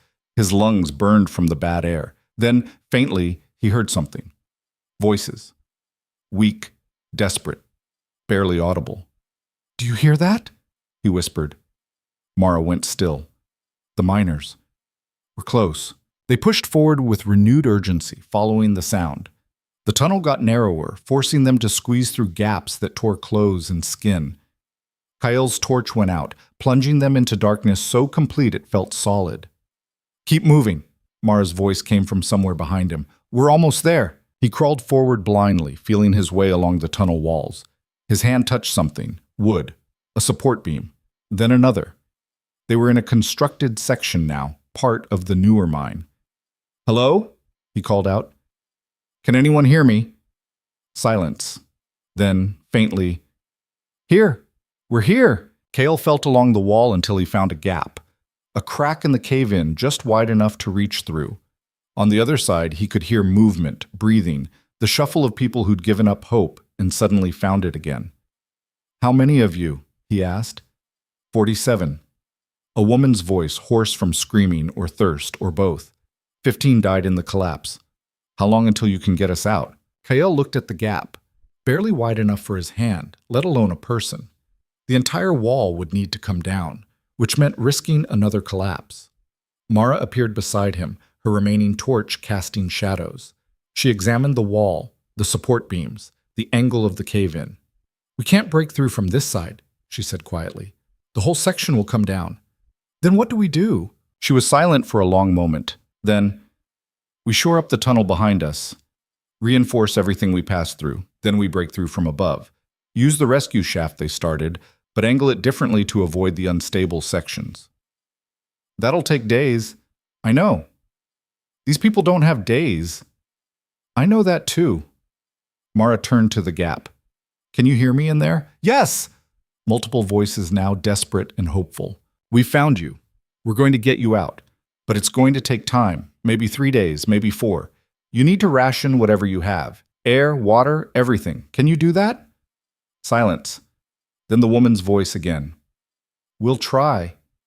"Don't try. Do it. I didn't crawl through 1,000 feet of death trap to listen to you give up now." Mara's voice was hard but not cruel. "You survive until we get there, understood?" Understood. They crawled back the way they'd come, every inch feeling longer than before. When they finally emerged into daylight, Kael collapsed in the snow, too exhausted to care about the cold. Mara was already giving orders: reinforce the tunnel, redirect the rescue shaft, get fresh workers rotating in 12-hour shifts. She moved like exhaustion was something that happened to other people. "You need to rest," Alara said, appearing with blankets. "I'll rest when they're out." "You'll collapse before then." "Then I'll collapse after they're out." Mara took the blanket anyway, wrapping it around her shoulders. "Thank you." The next 3 days were hell. Workers dug around the clock, reinforcing tunnels and slowly angling down toward the trapped miners. Twice, sections collapsed, injuring workers and setting them back hours. Once they hit an underground spring that flooded an entire section and nearly drowned 2 men. But slowly, impossibly, they made progress. Kael barely slept. When he wasn't helping coordinate the rescue, he was managing the constant stream of problems. Food shortages, injured workers, fights breaking out in the overcrowded camp. His stepmother's engineers arrived on the 3rd day and immediately tried to take over, until Mara told them in very specific terms exactly where they could shove their expertise. "You're making enemies," Kael warned her. "I made enemies the day I was born ugly." She checked a set of calculations. "At least now I'm making them for good reasons." On the 4th day, they broke through. The trapped miners came out one by one, filthy, exhausted, some injured, all alive. 47 people who'd been buried for a week, emerging into snow and daylight like ghosts returning to the world.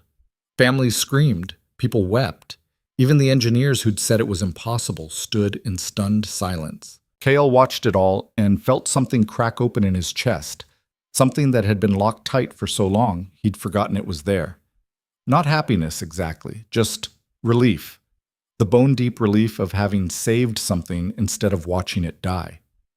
Mara stood beside him, covered in mud and stone dust, looking like she might collapse at any second.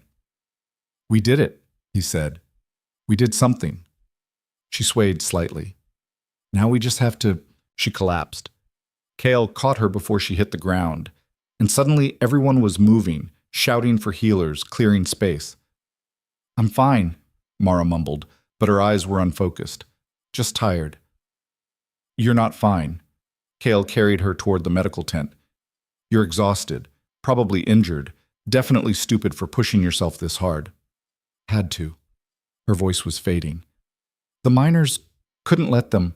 "I know. You saved them. Now let someone save you for once." She passed out before he reached the tent. The healer's diagnosis was simple: complete exhaustion, 3 cracked ribs she'd been ignoring, and an infection from her original injury that she'd never treated properly. Nothing fatal, but she'd be bedridden for at least a week. "Your wife is going to kill herself at this rate," the healer said bluntly. "She needs rest. Real rest, not her version of it." Kael sat beside her cot, watching her sleep. Even unconscious, she looked tense, ready to wake up and start fighting again. Alara found him there an hour later. "How is she?" "Alive, stubborn, the usual." "That's good." Alara sat across from him. "What you two did here, the rescue. People are talking about it. Not just the miners, everyone. Word spreading. It was Mara's plan. I just helped. You did more than help, Kael. You backed her when everyone said she was wrong. You trusted her when the engineers said it was impossible. Ilara's expression was complicated. That's leadership, real leadership, not the kind your mother practices. Before Kael could respond, a commotion erupted outside. Shouting, horses, the sound of armed men moving with purpose. Garrus burst into the tent. We've got problems, big ones. What now? Eastern families. They just arrived with a full military escort. The old warrior's face was grim. And they're demanding to see you now. Kael stepped outside to find the mining settlement transformed into an armed camp. 200 soldiers in Eastern family colors had surrounded the area, and at their center stood a man Kael recognized from court, Lord Henrik Kestrel, Mara's father. The man was a mountain in armor, 60 years old and still capable of crushing skulls with his bare hands. He dismounted and walked directly to Kael, ignoring protocol, ignoring ceremony, ignoring everything except getting answers. Where's my daughter? Resting. She collapsed after... Is she injured? Exhausted. Some cracked ribs, an infection, nothing fatal. Henrik's expression didn't change, but something dangerous flickered in his eyes. Show me. Kael led him to the medical tent. Henrik looked at his daughter, unconscious, bandaged, barely recognizable under the dirt and injuries, and his jaw tightened. How long has she been like this? She collapsed an hour ago, but she's been pushing herself for weeks, since before the war even started. And you let her? It wasn't a question. Kael met the older man's eyes anyway. I couldn't stop her. Nobody could. She does what needs doing, regardless of cost. She gets that from her mother. Henrik touched his daughter's hand gently, at odds with his brutal appearance. That woman would have walked through fire rather than let someone suffer, killed herself trying to save people who couldn't be saved. Mara saved 62 miners. This time, Henrik stood, suddenly towering. What about next time? What happens when the thing she's trying to save can't be saved? The question hung between them like a blade. Why are you here? Kael asked. Really here, with 200 soldiers? Because my daughter sent word that you were drowning. War, collapsed mines, debts being called in, winter coming hard. Henrik moved to the tent entrance, looking out at the snow. The Eastern families are nervous. They think this territory is falling apart, and they're wondering if they backed the wrong alliance. Are they withdrawing support? Some want to. Others want to take more aggressive action. He turned. There's talk of dissolving your authority, putting the territory under Eastern family control until stability returns. Kael felt the ground shift under his feet. That's conquest, just slower. That's politics. Henrik's expression was unreadable. Your stepmother built this alliance on promises, protection, trade routes, shared prosperity. But the raids have destroyed the trade routes, the war depleted protection, and there's no prosperity left to share. So the families are asking themselves, why stay? Because without the alliance, they're next. Whatever force attacked us won't stop at our borders. Maybe, maybe not. Henrik crossed his arms. What they see is a young duke who can barely hold his own territory, married to my daughter who's half dead from fighting his battles, presiding over a land that's hemorrhaging resources and people. Then what do you see? The older man studied him for a long moment.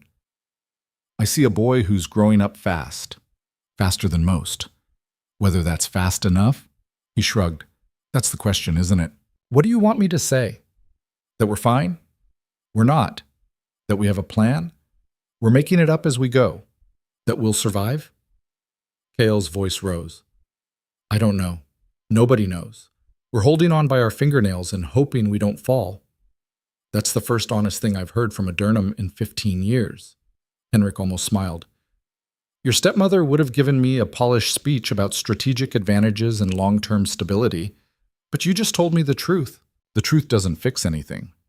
No, but it's a start. He moved toward the tent exit, then paused. There's going to be a council in 3 days. All the Eastern families, your stepmother, some capital representatives. They're coming to decide if this alliance continues or if they carve up your territory like a feast day pig. And you're telling me this because you have 3 days to give them a reason not to? Henrik looked back at his daughter. Mara believes in you. That's worth something. Don't waste it. He left, taking his soldiers with him, and Kael was alone with the sleeping woman who'd somehow become the only thing holding his world together. He sat beside her cot again, trying to figure out how to save a territory with no resources, no plan, and no time. The answer came from the last place he expected.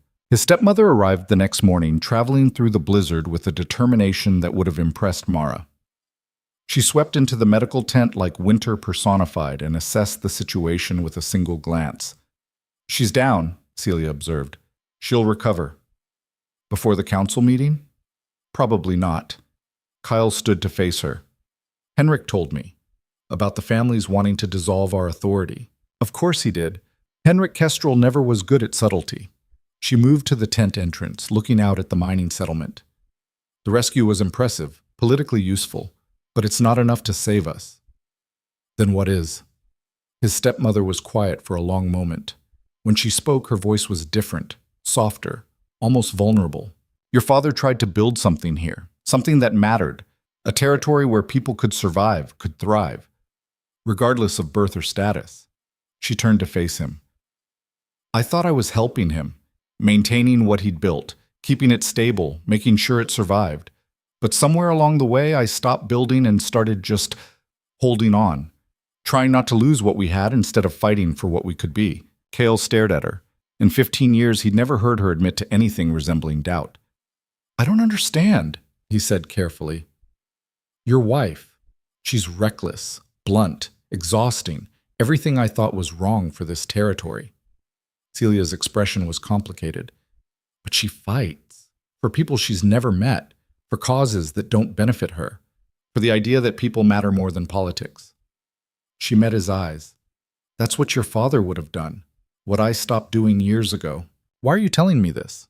"Because in 3 days, you're going to stand in front of those families and they're going to ask why they should support you. And you need a better answer than, because we've always been allies." She moved closer. "You need to show them something worth fighting for, something your father built, and I've been too afraid to protect properly." "And what's that?" "What's the idea that the frontier isn't just about survival, that we can build something better than the capital's corruption and the old family's power games.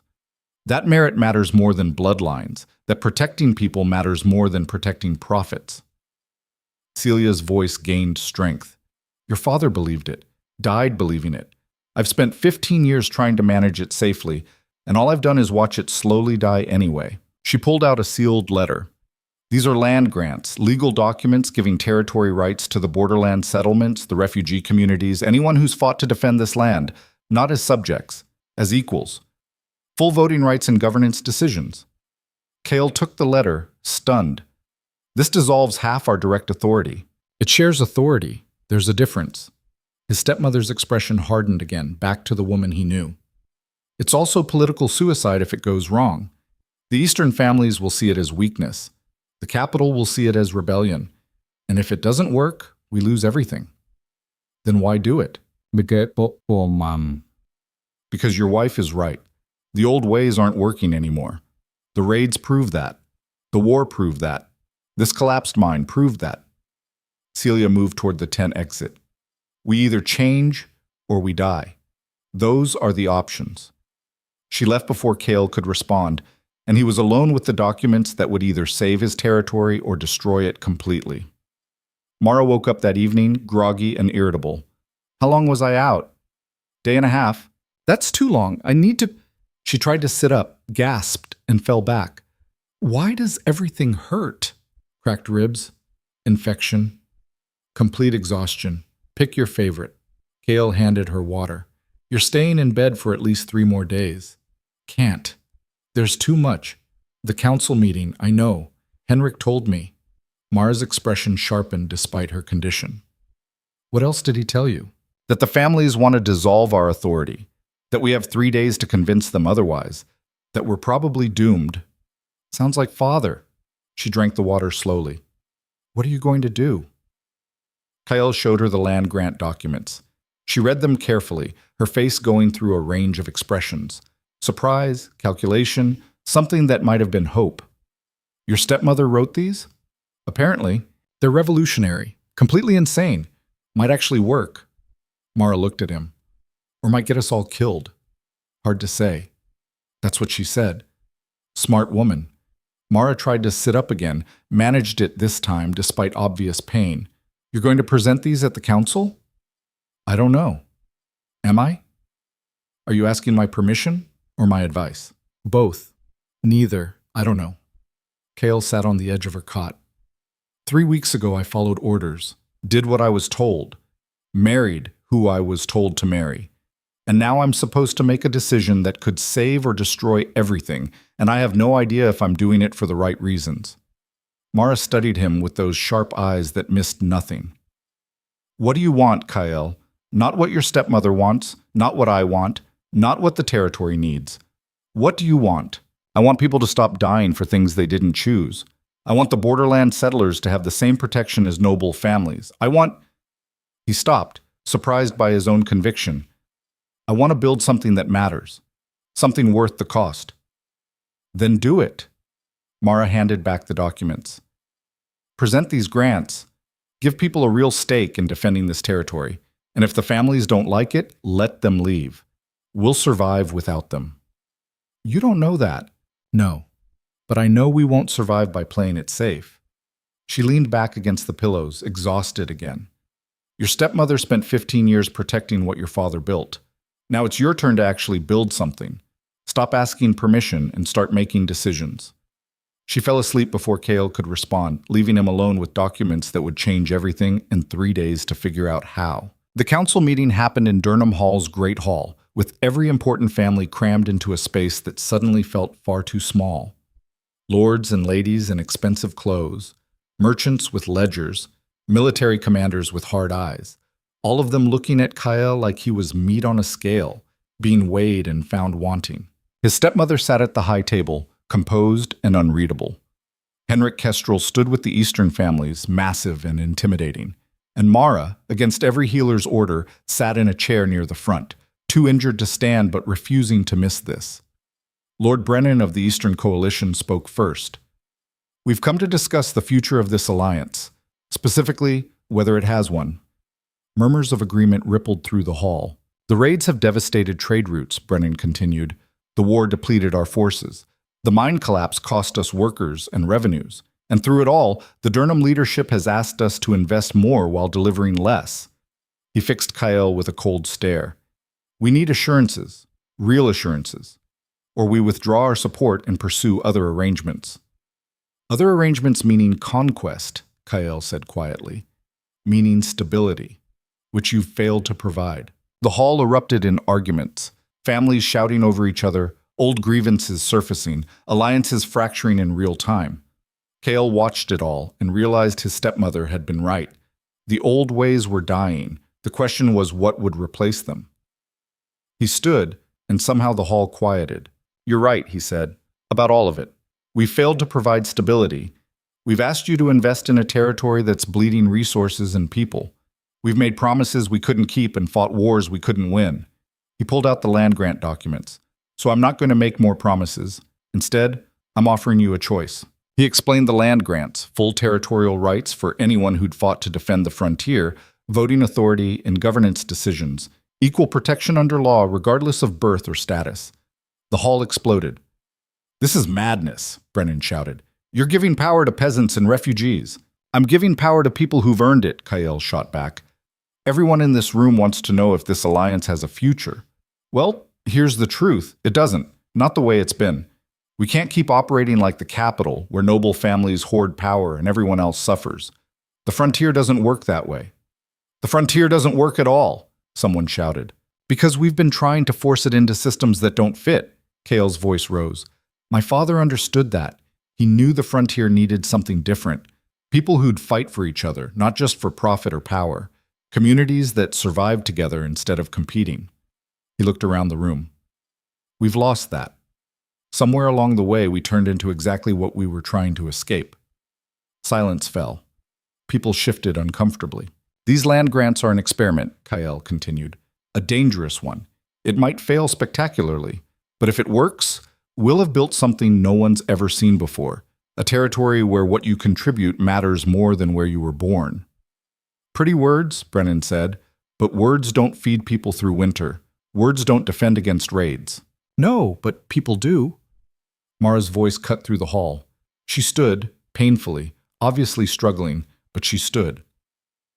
The borderland settlers who fought beside us, the refugees who defended the hall, the miners we just saved, they'll feed each other through winter because they're invested in survival.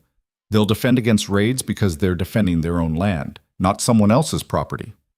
Lady Mara, you should be resting, someone started. I'll rest when I'm dead. She moved forward, each step clearly agonizing. I fought beside these people, bled beside them. They're not peasants or refugees anymore. They're the reason any of us survived the last month. And if you can't see that, you're blind. Henrik Kestrel stepped forward. My daughter makes a good point. We've been asking the wrong question. Not whether the alliance works, but what we're actually building here. He looked at Brennan. You want stability? Fine. But stable systems die when conditions change. Adaptable systems survive. This isn't adaptation, Brennan countered. This is revolution. Maybe, Henrik agreed, but I'd rather have a living revolution than a stable corpse. The debate raged for hours. Some families left immediately, denouncing the whole idea. Others stayed, arguing details, negotiating terms. By midnight, half the coalition had dissolved, but the other half stayed. Kael watched them sign the new agreements, land grants, shared governance, radical changes to how the territory operated. It wasn't victory. It was barely survival, but it was something. As the hall finally emptied, Mara collapsed back into her chair. Well, that was fun. You shouldn't have stood up. Probably not. She winced. But someone needed to, and you were doing your noble diplomatic thing. Figured I'd bring some brutal honesty. Kael sat beside her. Half the families left. Half stayed. That's better than I expected. Is it enough? Ask me after winter. She looked at him. You did good tonight. Took a real risk. Made an actual choice instead of following orders. I learned from a stubborn, reckless, absolutely exhausting teacher. I really am a terrible influence. She stood carefully. Help me back to bed before I collapse again. He helped her up, and they walked slowly through the empty hall. Behind them, his stepmother stood watching. When Kael looked back, she nodded once, the smallest gesture of approval he'd ever seen from her.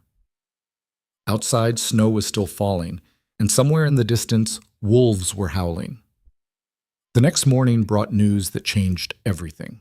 A rider arrived at dawn, half frozen and terrified. Army, he gasped. Massive, moving south from the northern territories. They're not raiders. They're organized, professional, and they're heading straight for us. Kael found Mara already in the command center, ignoring her injuries, studying maps with frightening intensity. How big? She asked the rider. At least 500, maybe more. They're moving in formation, coordinated supply lines, siege equipment. This isn't a raid, this is an invasion. ETA, 5 days. Maybe 4 if they push hard. Mara looked at Kael. This is it. Whatever force has been testing us, they're done testing. Now they're coming to take everything. We just survived a war. We don't have the resources. I know. Her expression was harder than he'd ever seen it. So we use what we have. Every fighter, every weapon, every desperate tactic we can think of. And we hope it's enough. She turned to the assembled commanders, a mix of noble officers, borderland leaders, and refugee captains. The new coalition, barely formed, already being tested. 5 days, she said. We have 5 days to prepare for the fight of our lives. No reinforcements coming, no backup plan. Just us and whatever we can build from nothing. She met each person's eyes. Anyone who wants to leave, leave now. No judgment. But if you stay until the end. Nobody left. Kael watched these people, former strangers, former enemies, former subjects, and rulers, standing together because they'd chosen to. Not because of duty or orders, but because they'd decided this was worth fighting for. Mara caught his eye across the room. No words needed. They both knew what was coming. 4 days to prepare. 500 enemies. And a territory held together by hope and desperation. The storm outside intensified, and in the distance, barely visible through the snow, dark shapes moved on the horizon. The invasion had begun. The dark shapes on the horizon didn't disappear. They multiplied. By noon, scouts confirmed what everyone already knew. 500 soldiers moving in disciplined columns, siege towers being assembled at the rear, supply wagons stretched for miles. This wasn't a raiding party. This was conquest wearing armor. Kael stood on the wall with Mara, both watching the approaching army through the falling snow. She shouldn't have been standing at all, but trying to keep her in bed was like trying to stop a landslide with your hands. They're taking their time, she observed, setting up camp 3 miles out, running perimeter patrols. They're not rushing. Because they don't need to, Garrus said from behind them. They know we can't run, can't get reinforcements, can't do anything but wait. Then we don't wait. Mara turned from the wall. We make the first move. With what army? The old warrior asked. We've got maybe 200 fighters. Half of them are wounded, and most have never seen real combat.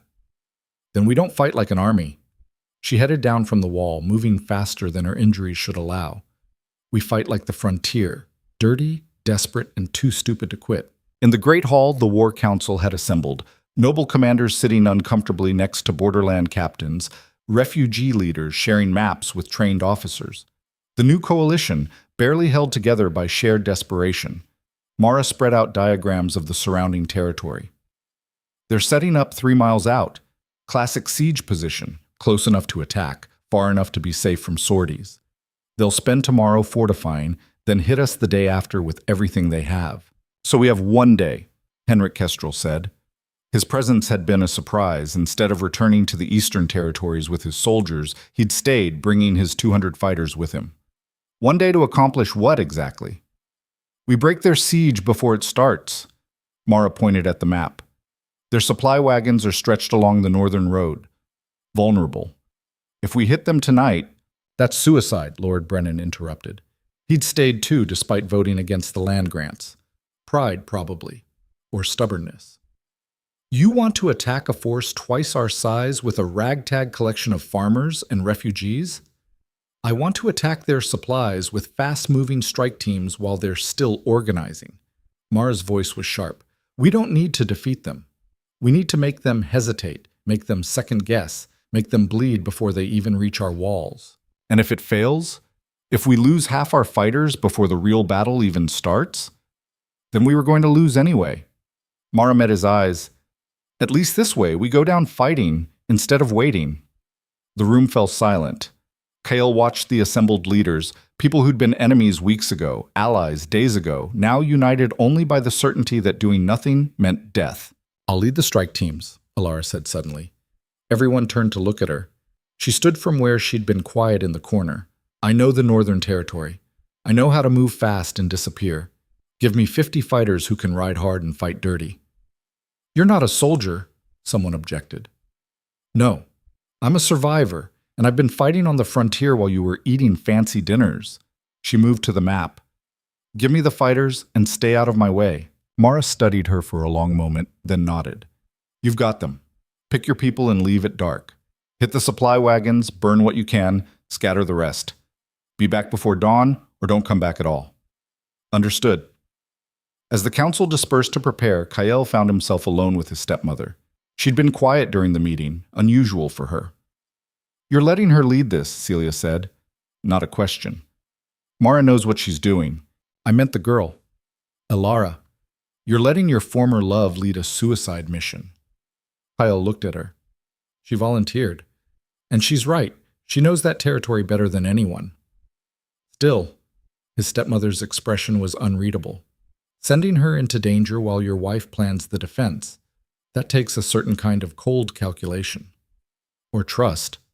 Maybe I'm learning that people can make their own choices. Even choices that might kill them, especially those. He started to leave, then paused. You made those calculations for years. Sent father into danger. Sent me. Sent everyone when it was necessary. How did you live with it?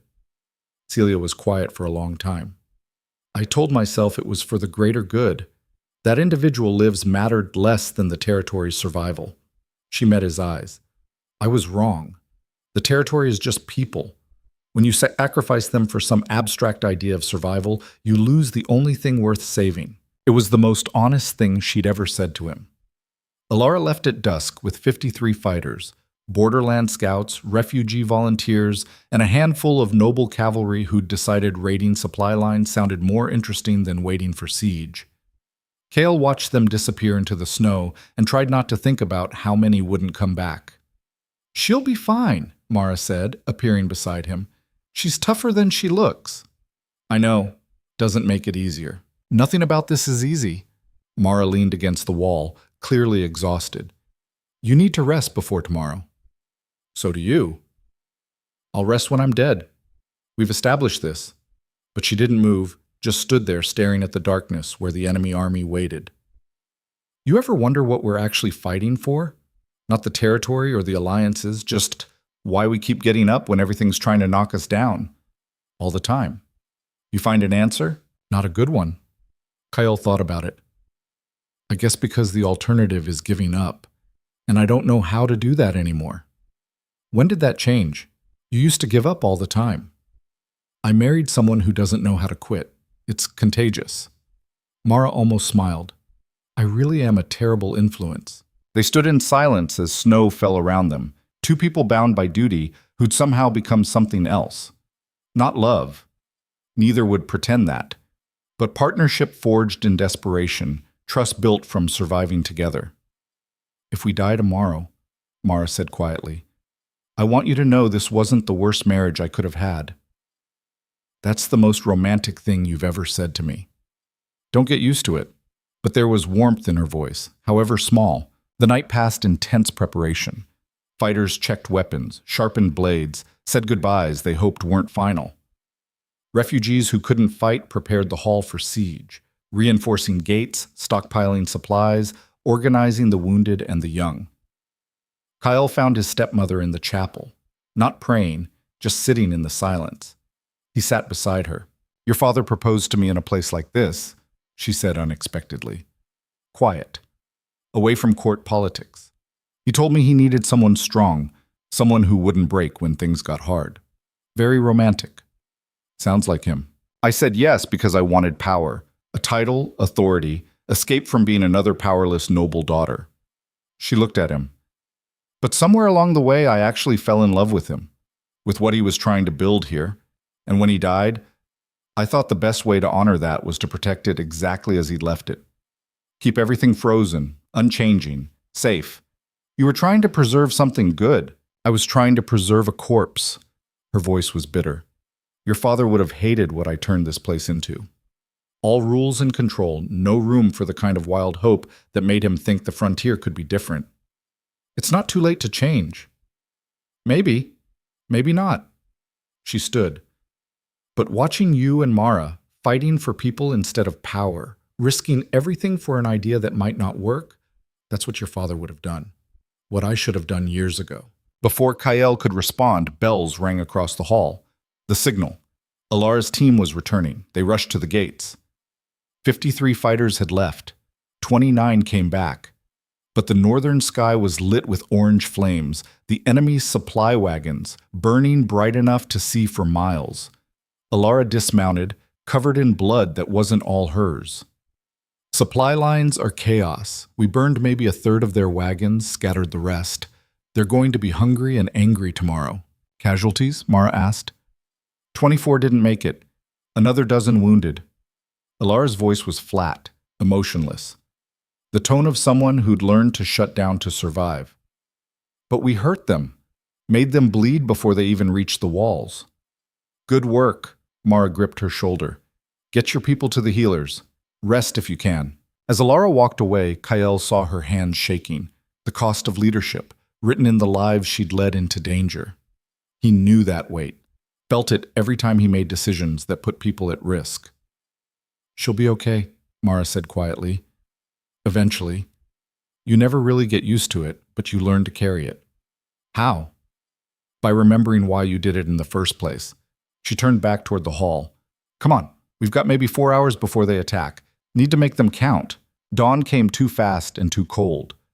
The enemy army assembled with mechanical precision, infantry in the center, cavalry on the flanks, siege engines being wheeled forward, 500 professional soldiers against Kael's ragtag force of 200 exhausted defenders. The odds were worse than impossible. Mara stood on the wall, studying the enemy formation with cold calculation. They're going to hit the eastern gate first. It's the weakest point structurally. How do you know? Because that's what I'd do. She pointed. See how they're positioning the siege towers? They're not spreading out. They're concentrating force at our weakest point. Classic hammer blow strategy. So we reinforce the eastern gate. No, we let them think it's weak, then make them pay for hitting it.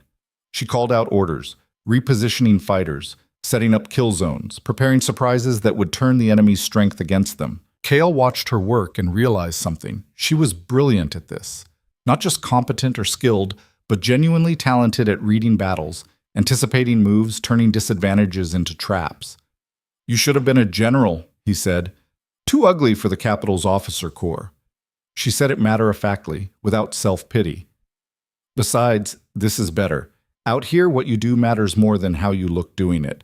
The enemy commander sent a messenger forward under white flag. A young officer who looked barely old enough to grow a beard, clearly terrified to be this close to the walls. My lord offers terms, the messenger called up.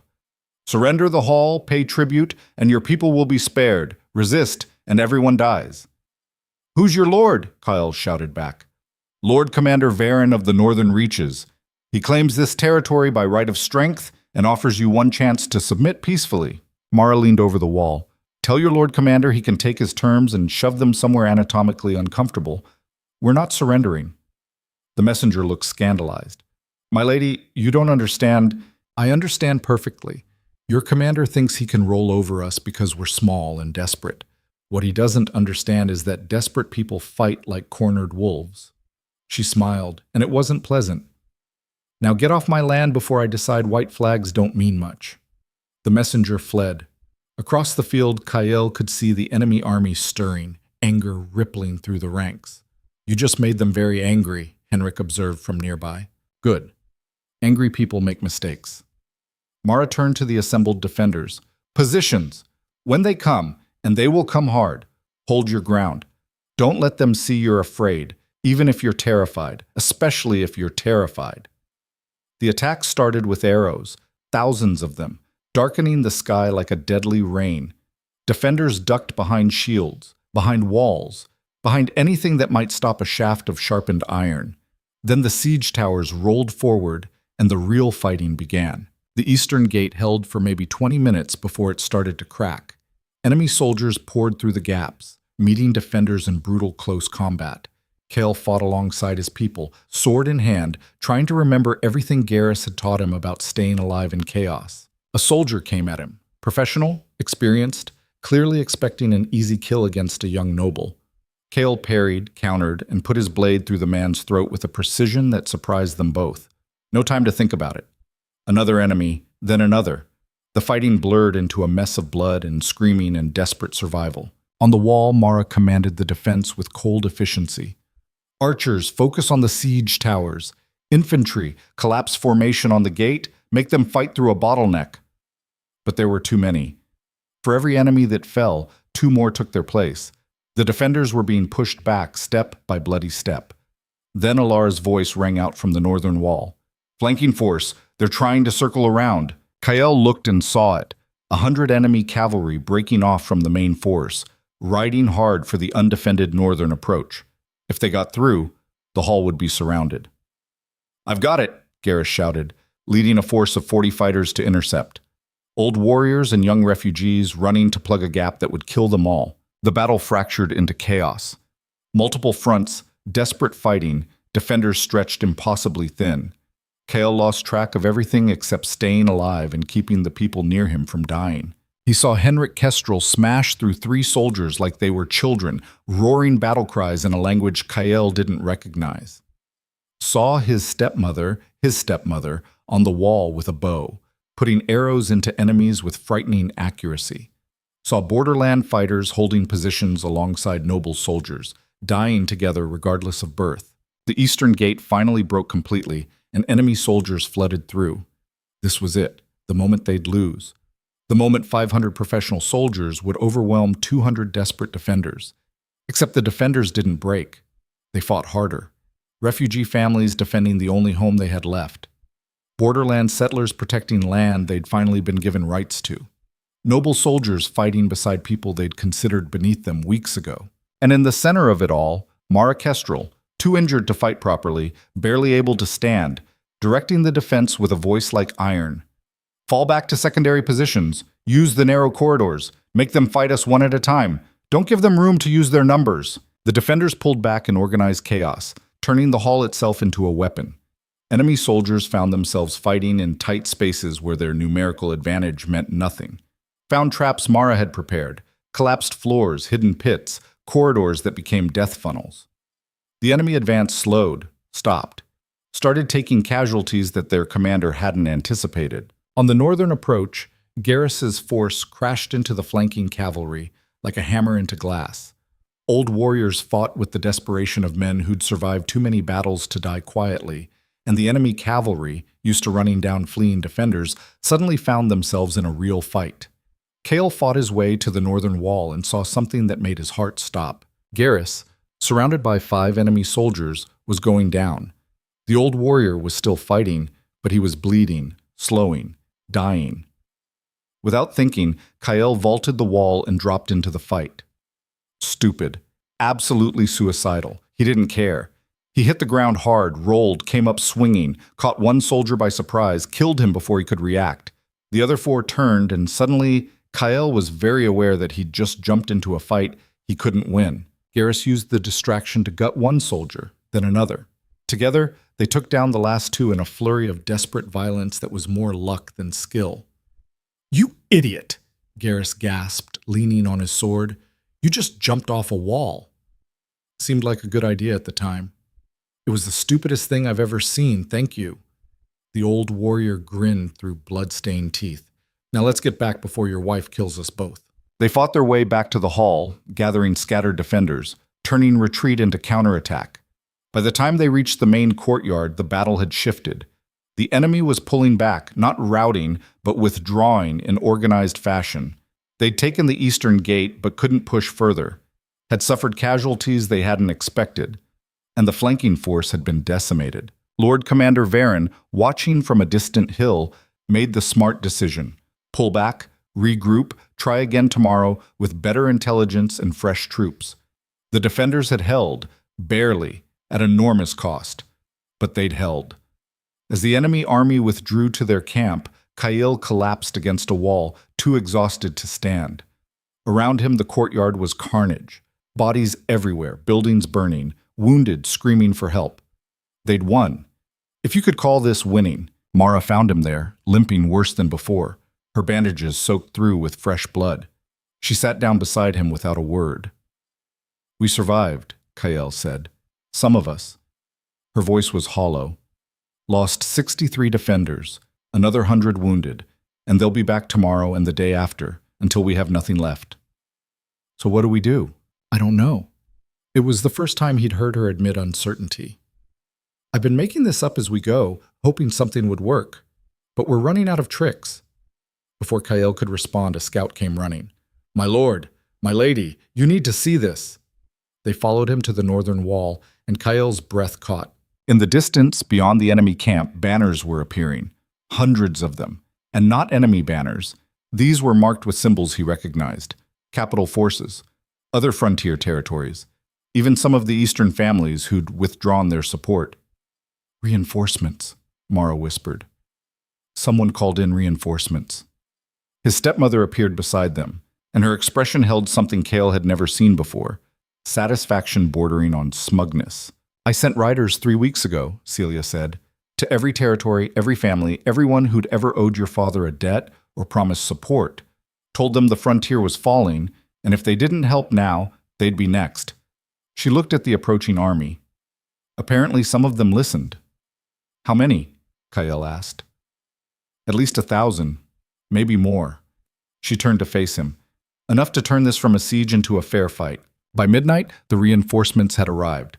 A coalition force drawn from a dozen territories, unified by the simple fact that nobody wanted the frontier to fall to an unknown conqueror. They set up camp between Durnham Hall and Varen's army, and suddenly the odds had shifted dramatically. Varen's 500 soldiers now faced 1,500 defenders. His supply lines were burned, His siege had stalled, and winter was coming hard. The next morning, his army withdrew. Not in defeat. They left in good order, professional to the end, but they left. And that was victory enough. Kael stood on the wall watching them go, Mara beside him, both too exhausted to feel triumphant. "We won," he said, not quite believing it. "We survived. There's a difference." But Mara was smiling, just slightly. "Though I'll take surviving over dying any day." The hall was a mess. Buildings burned, walls cracked, the eastern gate completely destroyed. But people were already rebuilding, refugees working alongside nobles, borderland settlers directing reconstruction, the new coalition functioning through sheer stubborn will. Henrik Kestrel found Kael in the courtyard, overseeing repairs. The massive man looked almost impressed. "You held." "Barely. Doesn't matter how. You held when everyone said you'd break, you fought when everyone said you'd run, and you built something worth defending." He gripped Kael's shoulder hard enough to bruise. "My daughter chose well, better than I expected." "I had help. The best leaders always do." Henrik looked around at the rebuilding effort. The Eastern families, the ones who stayed, they're talking. About the land grants, about shared governance, about this experiment you're running. Some think it's madness. Others think it might actually work. What do you think? I think it's too early to tell, but I also think you've earned the chance to try. He started to leave, then paused. "Mara told me what you did. Jumping off the wall to save that old warrior. Stupid, brave. Exactly the kind of thing a real leader does instead of calculating odds." He left before Kael could respond. That night, the coalition leaders gathered again, but this time the mood was different. Not desperate survival, but cautious hope. They'd fought together, bled together, and somehow survived together. Lord Brennan stood and Kael braced for criticism. Instead, "I was wrong. About the land grants, about the shared governance, about this whole experiment. I didn't think peasants and refugees could fight like soldiers. I didn't think a coalition could hold against professional forces." He looked around the room. "I was wrong about a lot of things." Others murmured agreement. Not universal. Some families would never accept it. But enough. Enough to build on. Elara approached Kael after the meeting.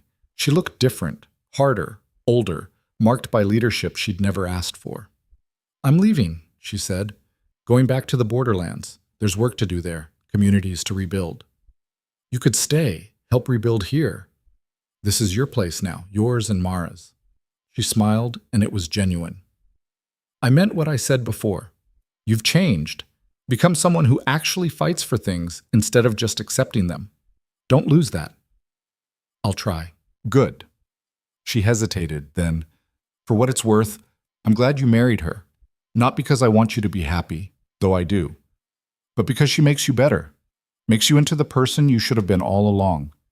She left, and Kael watched her go, his past walking away, finally at peace. He found Mara in their quarters, actually resting for once. She looked up as he entered. "Your stepmother told me something interesting," she said. "The creditors from the capital, the ones calling in your father's debts? What about them?" She threatened to expose their involvement in funding Lord Commander Varen's invasion. Turns out some capital families were backing him, hoping to seize the frontier territories after we fell. Mara's expression was sharp. "They've withdrawn their debt demands. Temporarily, at least." "My stepmother threatened capital creditors?" "Apparently she's very good at it when she's motivated." Mara shifted, wincing at her injuries. "We're not out of danger. We're broke, half destroyed, and held together by hope and stubbornness. But we're alive." Kael sat beside her. "You know what I realized during the battle? That jumping off walls is stupid. Besides that." He took her hand, carefully, unsure if she'd pull away. She didn't. "I realized I don't miss what I lost. Elara, the life I thought I wanted, all of it. Because what we've built here, this coalition, this experiment, this impossible mess, it matters more than anything I gave up." Mara looked at their joined hands, then at him. "Are you saying you're glad you married me?" "I'm saying I'm glad I get to fight beside you. Everything else is just details." "That's still the most romantic thing you've ever said." "I'm working on it." She squeezed his hand. "Work harder." But she was smiling. Outside, snow had stopped falling. The courtyard buzzed with reconstruction, refugees and nobles working side by side, borderland settlers teaching nobles how to build proper frontier fortifications, everyone contributing because they'd earned the right to. In the Great Hall, his stepmother was negotiating with coalition leaders, turning temporary alliances into something permanent. She caught Kael's eye through the window and nodded once. Respect, acknowledgement, maybe even pride. Garrus appeared in the doorway, bandaged but alive. You two planning to lie around all day, or are you going to help rebuild the gate you let get destroyed? We held the gate as long as possible, Mara protested. You held it until it broke. Same thing. But he was grinning. Come on, lots of work to do, and I'm too old to do it myself. They followed him out into the courtyard, into the chaos of rebuilding, into a future that was uncertain and dangerous and completely different from everything the frontier had been before. Kael looked at Mara, his wife, his partner, the woman who'd saved him by refusing to let him hide behind duty, and saw her looking back with those sharp eyes that missed nothing. Ready? She asked. For what? Everything that comes next, the real work of building something that lasts, making this coalition permanent, proving that the frontier can be different. She gestured at the courtyard. All of it. Kael thought about his father's dreams, his stepmother's compromises, the life he'd given up, and the one he'd found instead. Thought about Alara walking away at peace, about refugees becoming citizens, about nobles learning to fight beside people they'd once ruled. I'm ready, he said. Good, because I'm not doing this alone. They walked into the courtyard together, ready to build something new from the ashes of everything that had burned. The rebuilding took 3 months of backbreaking work that made the war look easy by comparison. Kael learned that destroying things was fast. A building burned in minutes, a wall collapsed in seconds, a life ended with one well-placed blade. But building? Building took forever. Every stone placed carefully, every beam measured twice, every decision debated by committees that couldn't agree on anything except that someone else's idea was wrong. The Eastern Gate became the symbol of everything difficult about reconstruction. Engineers argued about load-bearing structures. Nobles wanted it rebuilt exactly as before. Refugees wanted it stronger, wider, designed for defense instead of ceremony. Borderland settlers suggested eliminating gates entirely and building something the frontier had never seen. Mara listened to everyone argue for 2 weeks, then made the decision herself. Build it new. Stronger, yes, but also open, wide enough for trade caravans, accessible enough that people wouldn't feel like they were entering a fortress, a gate that welcomed instead of excluded. You're going to make everyone angry, Kael warned. Everyone's already angry. At least this way we'll have a functional gate. She was reviewing construction plans with an intensity that suggested sleep was optional. Besides, the point isn't to make people happy. It's to build something that works. The new coalition governance proved even more complicated than construction. Noble families were used to making decisions without consulting anyone. Refugee leaders were used to operating independently, without formal authority. Borderland communities had survived by ignoring outside rules entirely. Getting them all to work together was like herding wolves. Possible, but likely to end with someone getting bitten. The first major test came when Lord Brennan proposed a tax increase to fund reconstruction. Reasonable, necessary, and politically explosive. The settlements can't afford higher taxes, a refugee representative argued. Half of them are still recovering from the raids. Then they should have defended themselves better, Brennan shot back. The nobility provided protection. Protection costs money. Your protection nearly got us all killed, a borderland captain countered. We saved ourselves. Why should we pay you for the privilege? The meeting devolved into shouting within minutes. Kael tried to moderate, failed, and watched the coalition threaten to tear itself apart over money and resentment that ran deeper than any raid damage. Mara let them argue for an hour, then stood. Her injuries had mostly healed, but she still moved carefully, reminders of cost written on her body. You're all idiots, she said flatly. The room went silent. You want to argue about who saved whom? Fine. The nobility brought soldiers and resources. The refugees brought numbers and determination. The borderland communities brought knowledge and grit. Everyone contributed. Everyone suffered. And now everyone's too busy keeping score to actually rebuild. She looked around the room. We either work together or we fall apart separately. Those are the options. Pick one. It's not that simple, Brennan started. It is exactly that simple. Mara cut him off. You want your taxes? Fine. But they're proportional to income, not flat rates that crush the poor. And the revenue gets allocated by committee. Nobles, refugees, borderland leaders, all voting equally. No more backroom deals where the wealthy decide everything. That's unprecedented. So was winning a war with farmers and refugees. We're doing a lot of unprecedented things lately. Get used to it. The proposal passed, barely, after hours of bitter negotiation. But it passed. And the precedent was set. Decisions would be made together, however painful that process might be. Kael found Mara afterward, slumped in their quarters with the exhausted expression of someone who'd just fought another battle. You enjoy this, don't you? He said, making people angry. I enjoy not pretending problems don't exist. Everyone else wants to be polite and dance around issues. She rubbed her eyes. I just want things to work. Even if it means alienating half the coalition. Especially then, better to alienate people with honesty than keep them happy with lies. She looked at him. Your stepmother taught me that, actually. Indirectly. My stepmother? She spent 15 years managing people's feelings, making everyone comfortable, keeping the peace through careful diplomacy. And where did it get her? A territory that was dying slowly instead of all at once. Mara stood, moving to the window.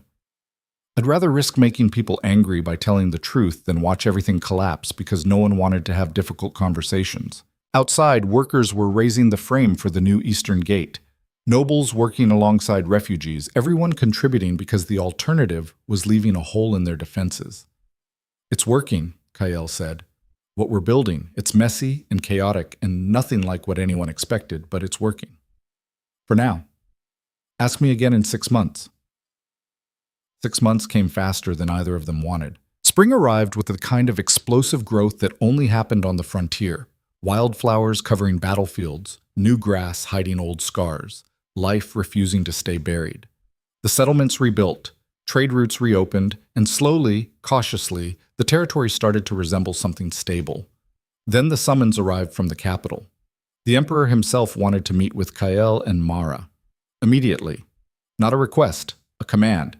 This is bad, Celia said, reading the official decree. The capital doesn't summon frontier lords unless they're planning to strip titles or levy accusations. Accusations of what? Kael asked. Unauthorized governance structures, granting land rights without imperial approval, forming coalitions that could be seen as challenging central authority. His stepmother's expression was grim. Everything we've done here technically violates about a dozen imperial codes. They've ignored it so far because we were fighting for survival. Now that we've won, they're going to make us pay for being successful. Can we refuse to go? And confirm their suspicions that we're rebels? No. We go, we defend what we've built, and we hope the Emperor is feeling merciful. She handed Kael the decree. Prepare your arguments. You're going to need them. The journey to the capital took 2 weeks through spring mud and suspicious villages. Kael and Mara traveled with a small escort, Garrus, Henrik, and a handful of coalition representatives who'd volunteered to stand witness to whatever came next. The capital was everything the frontier wasn't. Clean, ordered, wealthy beyond imagination. Buildings that had never seen raids. People who'd never gone hungry. A world so removed from frontier reality that Kael felt like he was visiting a foreign country. The imperial court was worse. Nobles in clothes worth more than entire settlements, debating policies that would never affect them personally, treating the frontier like an interesting problem instead of a place where actual people lived. Mara took one look at the assembled court and leaned close to Kael. These people are going to hate us. Probably. Good. Makes it easier to be honest. The Emperor's throne room was designed to intimidate. Massive columns, gilded everything, a throne raised high enough that petitioners had to crane their necks to make eye contact. Emperor Aldrich himself was 70, sharp as broken glass, and clearly unimpressed by frontier lords who'd broken his rules. Duke Durnham, the Emperor said, voice carrying across the silent room. You've been summoned to answer questions regarding your territory's recent innovations. Kael stepped forward, acutely aware that one wrong word could destroy everything they'd built. Your Imperial Majesty, we're honored to... Save the pleasantries. Aldrich waved dismissively. I've read the reports. Land grants to non-nobles, shared governance between classes, democratic voting on taxation. He leaned forward. These are not minor adjustments. These are fundamental challenges to the social order we've maintained for centuries. With respect, Your Majesty, the social order wasn't working on the frontier. Gasps from the assembled nobles. You didn't contradict the emperor. Not directly. But Aldrich looked almost amused. Explain. The traditional system assumes stability, clear hierarchies, established trade routes, central authority that can enforce decisions. The frontier has none of that. Raids destroy stability. Distance makes central authority meaningless, and hierarchies based on birth don't matter when everyone's fighting just to survive. Kael took a breath. We adapted. Not because we wanted to challenge your authority, but because the alternative was watching the entire territory collapse. And you believe your adaptations are superior? I believe they kept us alive when traditional methods would have killed us. The emperor studied him for a long moment. Then his gaze shifted to Mara. Lady Kestrel, you've been quiet. Because my husband is being diplomatic, Your Majesty. Someone has to be. Mara stepped forward. But since we're being honest, yes, what we've built is better. Not for the capital, not for the established nobility, but for the frontier. For the people who actually live there. More gasps. Kael tensed, waiting for guards to drag them away. Instead, the emperor laughed. Actually, laughed. Finally, someone who'll speak plainly instead of dancing around the truth. He stood, descending from his throne. I've been emperor for 40 years. Do you know how many people have told me uncomfortable truths in that time? Not many, I'd guess. 3. You're the 4th. He circled them slowly. The frontier has been a problem for decades. We send governors. They get overwhelmed by raids. We send soldiers. They can't adapt to the terrain. We implement policies. They fail because the frontier isn't the capital. He stopped in front of Kael. Your father understood that. He tried to build something different. Your stepmother tried to preserve it. But you're actually succeeding. We're surviving, Your Majesty. That's different from succeeding. Is it? The emperor gestured, and servants brought forward documents. These are reports from every frontier territory. Raids, unrest, governance failures. Every territory except yours. You've had the worst attacks, the most displacement, the most chaos. And yet somehow, you're the only one actually stabilizing. He spread the documents across a table, dozens of reports all painting the same picture. The frontier was failing everywhere except Durnham territory.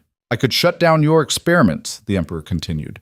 Restore traditional governance, enforce imperial codes, make an example of frontier lords who think they can rewrite centuries of social order.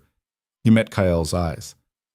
Or I could recognize that your approach is working and the traditional approach has failed. The question is, which choice serves the empire better? Kael realized with dawning understanding, this wasn't a trial, this was a test. You want to expand the experiment, he said slowly. Use our governance model in other frontier territories. I want to survive the next 40 years without watching the frontier collapse completely. If your model does that, I'll support it. If it fails, I'll bury it and everyone involved. The emperor's smile was sharp. No pressure. The negotiations lasted 3 days. Imperial ministers arguing with frontier representatives, nobles defending privilege against refugees demanding rights, lawyers parsing every word of every agreement.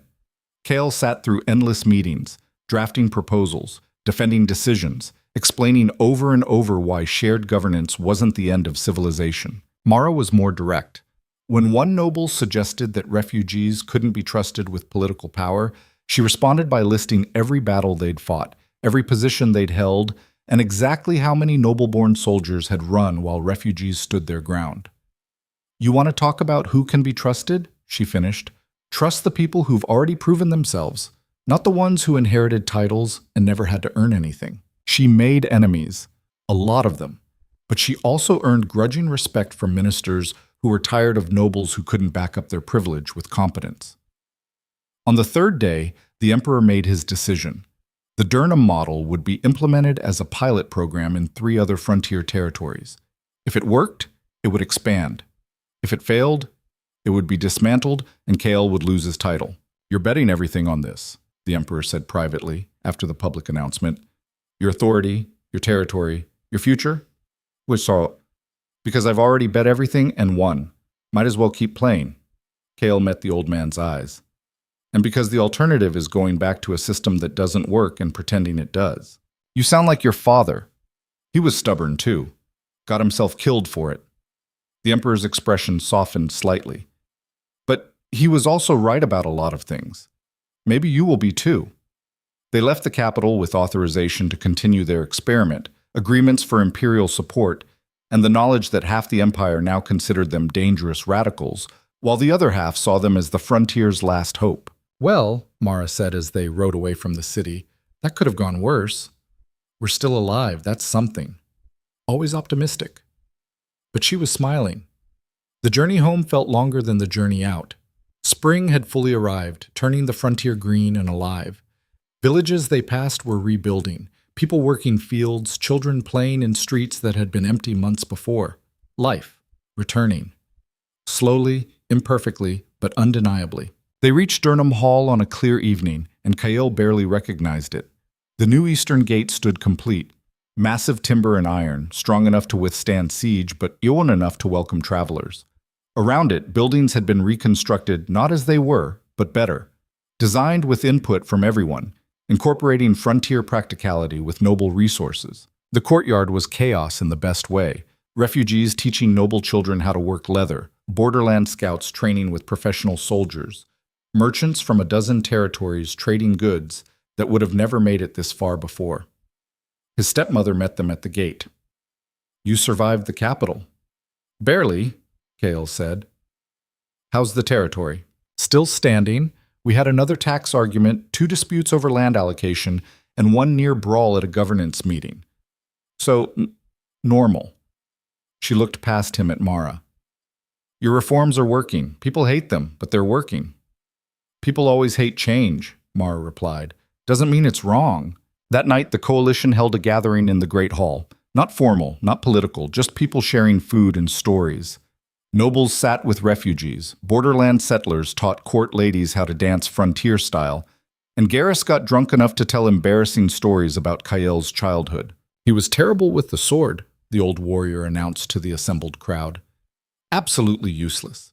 I spent 5 years trying to teach him basic forms, and he still held it like he was afraid it would bite him. I got better, Kael protested. You got adequate. There's a difference. Garrus raised his cup. But you got good at other things. Leading, making impossible decisions, building something worth fighting for. That matters more than sword forms. People cheered, toasted, told their own stories of battles fought and survived. Kael listened to them, these people who'd been strangers, enemies, subjects, now united by shared experience and the radical idea that everyone deserved a voice. He found Mara outside, looking up at the stars. She'd changed in the months since they married, still blunt, still exhausting, but softer somehow. Like she'd finally found a place where being herself was enough. Are you happy? He asked. She considered the question seriously. Happy is a strong word. Content, maybe. Satisfied that we built something that might actually last. That's not a real answer. Fine, yes, I'm happy, or as close to happy as someone like me gets. She looked at him. Are you? I miss nothing about my old life. The following orders, the hiding from decisions, the pretending that doing what I was told was the same as living. He sat beside her. This is harder, more complicated, but it's real. That matters. You know what the irony is?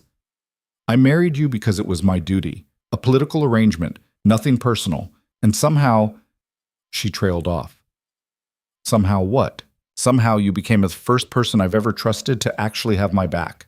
Not because you had to, but because you chose to. She said it matter-of-factly, like admitting something obvious. I didn't expect that. I didn't expect to marry someone who'd jump into every impossible fight and drag me along. You could say no. I could. But then I'd miss all the fun of nearly dying regularly. He took her hand. Besides, someone has to make sure you occasionally eat and sleep instead of working yourself to death. Is that what you think you're doing? Taking care of me? Among other things. She squeezed his hand. You're not bad at it, for a noble who used to be useless. It was the most romantic thing she'd ever said, which told you everything about their relationship. The next morning brought news that shattered the fragile peace. Elara arrived at dawn, riding a half-dead horse covered in blood. She collapsed in the courtyard, barely conscious, and Kael's heart stopped. "Elara!" He rushed to her side. What happened?" "Borderlands," she gasped. "Under attack. Not raiders. Something worse. Organized force. They're burning everything, taking everyone. Said they had orders from someone in the capital." Kael felt the world tilt. "The capital? Someone who doesn't want your experiment to succeed." She grabbed his arm. "They're wiping out the borderland communities. Systematically.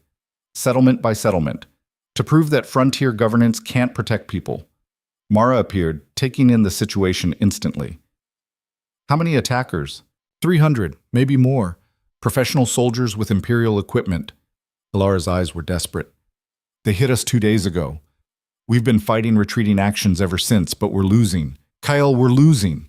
The coalition assembled within the hour. Every leader, every representative, everyone who had a stake in what happened next. The news spread fast. Someone from the capital was funding a private army to destroy the borderland settlements and prove the new governance model was a failure. "This is a direct attack on everything we've built," Henrik said, slamming his fist on the table. "Someone wants us to fail, and they're willing to slaughter innocents to make it happen. We don't have the forces to fight another war," Brennan argued. "We're still recovering from the last one. If we commit our defenders to the borderlands, then we leave ourselves vulnerable," Mara finished. "I know, but if we don't defend the borderlands, we prove that our model doesn't work, that we can't actually protect everyone equally. So we're damned either way." "Not necessarily." Kael stood, an idea forming. "What if we don't fight them directly?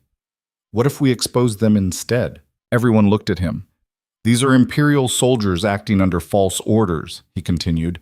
"Someone's funding them privately, using them to commit what amounts to treason. If we can prove that, prove who's behind it and why, we turn this from a military problem into a political one." "And how do we prove it while people are dying?" Elara demanded. "We capture officers alive, force them to testify, trace the money back to whoever's funding this." Kael looked around the room. "We send a small force, fast, mobile, focused on intelligence gathering instead of direct combat. Hit their command structure, get proof, and bring it back to the capital before they can cover their tracks." "That's suicide," Garrus said. "Probably, but it's better than watching the borderlands burn while we debate strategy." Mara studied him with those sharp eyes. "You want to lead this mission yourself." "I have to. If I'm asking people to risk their lives for this experiment, I can't hide behind walls while they do it. Then I'm coming too." "Marshal, don't even try." Her expression left no room for argument. "This is our responsibility. We don't delegate the dangerous parts just because they're dangerous." The mission team assembled that afternoon: Kael, Mara, Elara, Garrus, and 20 of the best fighters they had. Light, fast, designed for speed over strength. They rode out before sunset, heading for the borderlands and a fight they probably couldn't win. The borderland settlements were worse than Elara had described. Entire communities reduced to ash, bodies left in the street as warnings, survivors hiding in forests because the attackers had taken everything else. But the survivors were fighting back, using guerrilla tactics, hidden supply caches, knowledge of terrain that professional soldiers didn't have. They were losing, but they weren't breaking. "Where's the command center?" Mara asked a borderland captain. 3 miles northeast, fortified position, heavily guarded. They're using it to coordinate attacks across the region." The captain's expression was grim. "We've tried to hit it twice, lost 30 fighters both times. Then we try a third time, with a better plan." They spent 2 days watching the enemy command center, learning patterns, identifying weaknesses, finding the one moment when guards were changing shifts and defenses were vulnerable. The attack happened at midnight. Kael led a diversionary force from the north, making enough noise to draw attention while Mara's team infiltrated from the south. The plan was simple: get in, capture officers, find documents proving who was funding this operation, get out before the entire enemy army descended on them. It worked perfectly, right up until it didn't. They captured 2 officers and found the financial records hidden in a command tent. Proof of payments from capital accounts. Orders signed by someone with serious authority. everything they needed. Then alarms sounded, and suddenly 200 enemy soldiers were between them and escape. "Go!" Mara shouted, shoving the documents at Alara. "Get these back to the hall. Ride hard. Don't stop for anything." "What about you? We'll hold them off. Buy you time." She grabbed Alara's shoulder. "The documents are more important than we are. Go!" Alara ran, taking 3 fighters with her, disappearing into the darkness. And Kael found himself standing with Mara, Garrus, and 15 fighters, facing an enemy force that would kill them all. "Well," Garrus said cheerfully, "this is familiar." "We've been in worse situations," Kael said. "Name one. I'll think of something." He drew his sword. "Fall back to the ridge. Make them fight uphill. Tire them out. Survive as long as possible." They fought like trapped wolves, vicious, desperate, refusing to die quietly. The enemy came at them in waves, professional and patient, content to grind them down through sheer numbers. Kael lost track of time. Everything became motion and survival. Parry, counter, kill, move, repeat, until your arms stopped working and your legs forgot how to run. Beside him, Mara fought with brutal efficiency, and Garrus proved that 60 years meant nothing when you were too stubborn to die. But there were too many. Always too many. One by one, their fighters fell. Injured, exhausted, overwhelmed, until it was just Kael, Mara, and Garrus standing back to back on a hilltop, surrounded by enemies who'd stopped rushing and started waiting for them to collapse from exhaustion. "I'm sorry," Kael said to Mara. "I led us into this." "Don't apologize. I came willingly." She was breathing hard, bleeding from a dozen minor wounds. "Besides, we got the documents out. That's what matters. It better matter, because dying for nothing would be really disappointing." Despite everything, Kael almost laughed. Then horns sounded in the distance. Not enemy horns, frontier signals. The coalition, arriving with every fighter they could muster, riding through the night to save 3 idiots who'd gotten themselves surrounded. The enemy force scattered before the approaching army, unwilling to face organized opposition. Within an hour, Kael was sitting in a medical tent while healers stitched wounds and scolded him for being reckless. Henrik Kestrel stood over him, looking simultaneously furious and relieved. "You almost got yourself killed." "It's becoming a habit." "A bad one." The big man looked at Mara, being treated nearby. "My daughter, too. You're both idiots." "We got the proof," Mara said weakly. "That's what matters." "You got lucky. There's a difference." But Henrik's expression softened. "Though I suppose that's what makes you good leaders. You don't ask people to do things you won't do yourself." The documents Alara had carried back proved everything. The attacks were funded by Lord Varen, the same commander who'd tried to siege Durnham Hall, working with capital nobles who wanted the frontier governance experiment to fail. It was conspiracy, treason, and attempted mass murder all wrapped into one scandal. The Emperor moved quickly. Varen was arrested, his noble backers stripped of titles, and new protections were put in place for frontier territories. More importantly, the Emperor publicly endorsed the governance experiments and expanded them to 5 additional territories. The frontier had won, not through military might or political maneuvering, but by proving that their model worked well enough that enemies had to resort to criminal violence to stop it. But victory came with costs. Garrus had been wounded badly in the final fight, injuries that even frontier healers couldn't completely fix. He'd survive, but his fighting days were over. "About time I retired anyway," the old warrior said from his sickbed. "Getting too old for this nonsense." "You're not old," Kael protested. "I'm ancient and tired. And frankly, watching you kids build this new frontier is making me feel like I belong to a different era." He gripped Kael's hand. "But that's good. Every generation should build something their elders can't quite understand. Means you're actually moving forward." He died 3 weeks later, peacefully in his sleep. The entire territory mourned. Nobles, refugees, borderland settlers all coming together to honor a man who'd fought for all of them. At the funeral, Kael stood beside Mara and realized something. They'd built a community, not a territory ruled by force, not an alliance held together by necessity, but an actual community where people chose to belong. "He would have liked this," Mara said quietly, watching the diverse crowd gathered to pay respects. Seeing everyone together. No divisions, no hierarchies, just people. He spent his life fighting for it, died knowing it worked. That's more than most people get. Spring turned to summer and the territory continued evolving. New settlements formed using the shared governance model. Trade routes expanded. Refugees became citizens. Borderland communities gained formal recognition, and the rigid social divisions that had defined the frontier for centuries started breaking down. It wasn't perfect. Arguments still erupted in governance meetings. Some nobles refused to accept the changes and left for other territories. And there were always new problems: droughts, disputes, the eternal challenge of making different groups work together. But it was working. Messy, chaotic, frustrating, but working. 1 year after their wedding, Kael and Mara stood on the completed eastern gate, looking out at a territory transformed. The hall bustled with activity. Merchants from distant territories, refugees who'd become leaders, children playing without knowing or caring about old social divisions. "You know what's strange?" Mara said. "I actually like it here now. This place, these people. This impossible experiment we're running. Is that your way of saying you're happy? Don't push it." But she was smiling. "Let's just say I'm content. And I never expected to be content anywhere." What changed? "I stopped trying to be useful and started trying to build something that matters. There's a difference." She looked at him. "You changed too. From someone who followed orders to someone who makes decisions that scare the hell out of everyone, including yourself. Is that a compliment?" "It's an observation, though I suppose it could be both." Below them, his stepmother was negotiating with Eastern family representatives, implementing policies she once would have dismissed as dangerous radicalism.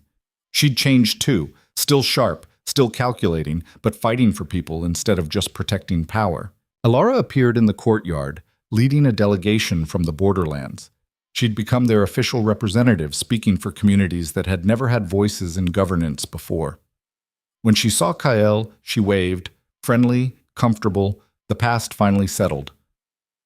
"I love you," Kael said suddenly to Mara. She turned, genuinely surprised. "What? I love you. Not because I'm supposed to, not because we're married, but because you make me better. You fight for things that matter. You refuse to quit even when quitting makes sense. And you've built something here that changes lives." He took her hand. "I love you. And I wanted you to know." Mara stared at him for a long moment. Then, "That's the most romantic thing you've ever said." "I've been working on it. Work harder." But her eyes were bright, and her hand squeezed his. "Though for the record, I love you too, even though you're occasionally useless and frequently too noble for your own good." "Occasionally?" "Don't push it." They stood together on the gate they'd rebuilt, watching a territory they'd transformed, surrounded by people they'd fought beside and communities they'd built from nothing. It wasn't the life Kael had expected, wasn't what either of them had chosen when they married out of duty and necessity. It was better. Below, someone started playing music, frontier style, wild and unpolished, but full of life.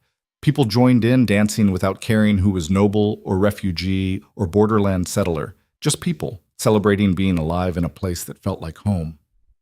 "Come on," Mara said, pulling him toward the stairs. "We should join them." "I don't dance." "Learn." They descended into the courtyard, into the chaos and music and life. Two people who'd been forced together and chosen to build something extraordinary. The frontier stretched around them, still dangerous, still difficult, still demanding everything from everyone who lived there. But different now. Changed by the radical idea that everyone mattered, that birth determined nothing, that communities built on choice were stronger than kingdoms built on force. In the capital, the emperor watched reports from the frontier territories and smiled. The experiment was working. Not perfectly, but better than anything else they'd tried. In the borderlands, new settlements were forming, using the Durham model as their foundation. In the eastern territories, Henrik Kestrel looked at his daughter's letters and felt something he hadn't felt in years. Pride. Not in her title or her marriage, but in what she'd built and who she'd become. And in Durham Hall, Kael and Mara danced badly, but enthusiastically, surrounded by people who'd become family through choice instead of blood. The song ended. Another began. Life continued. Not perfect, never perfect, but worth fighting for. And that in the end was what mattered most.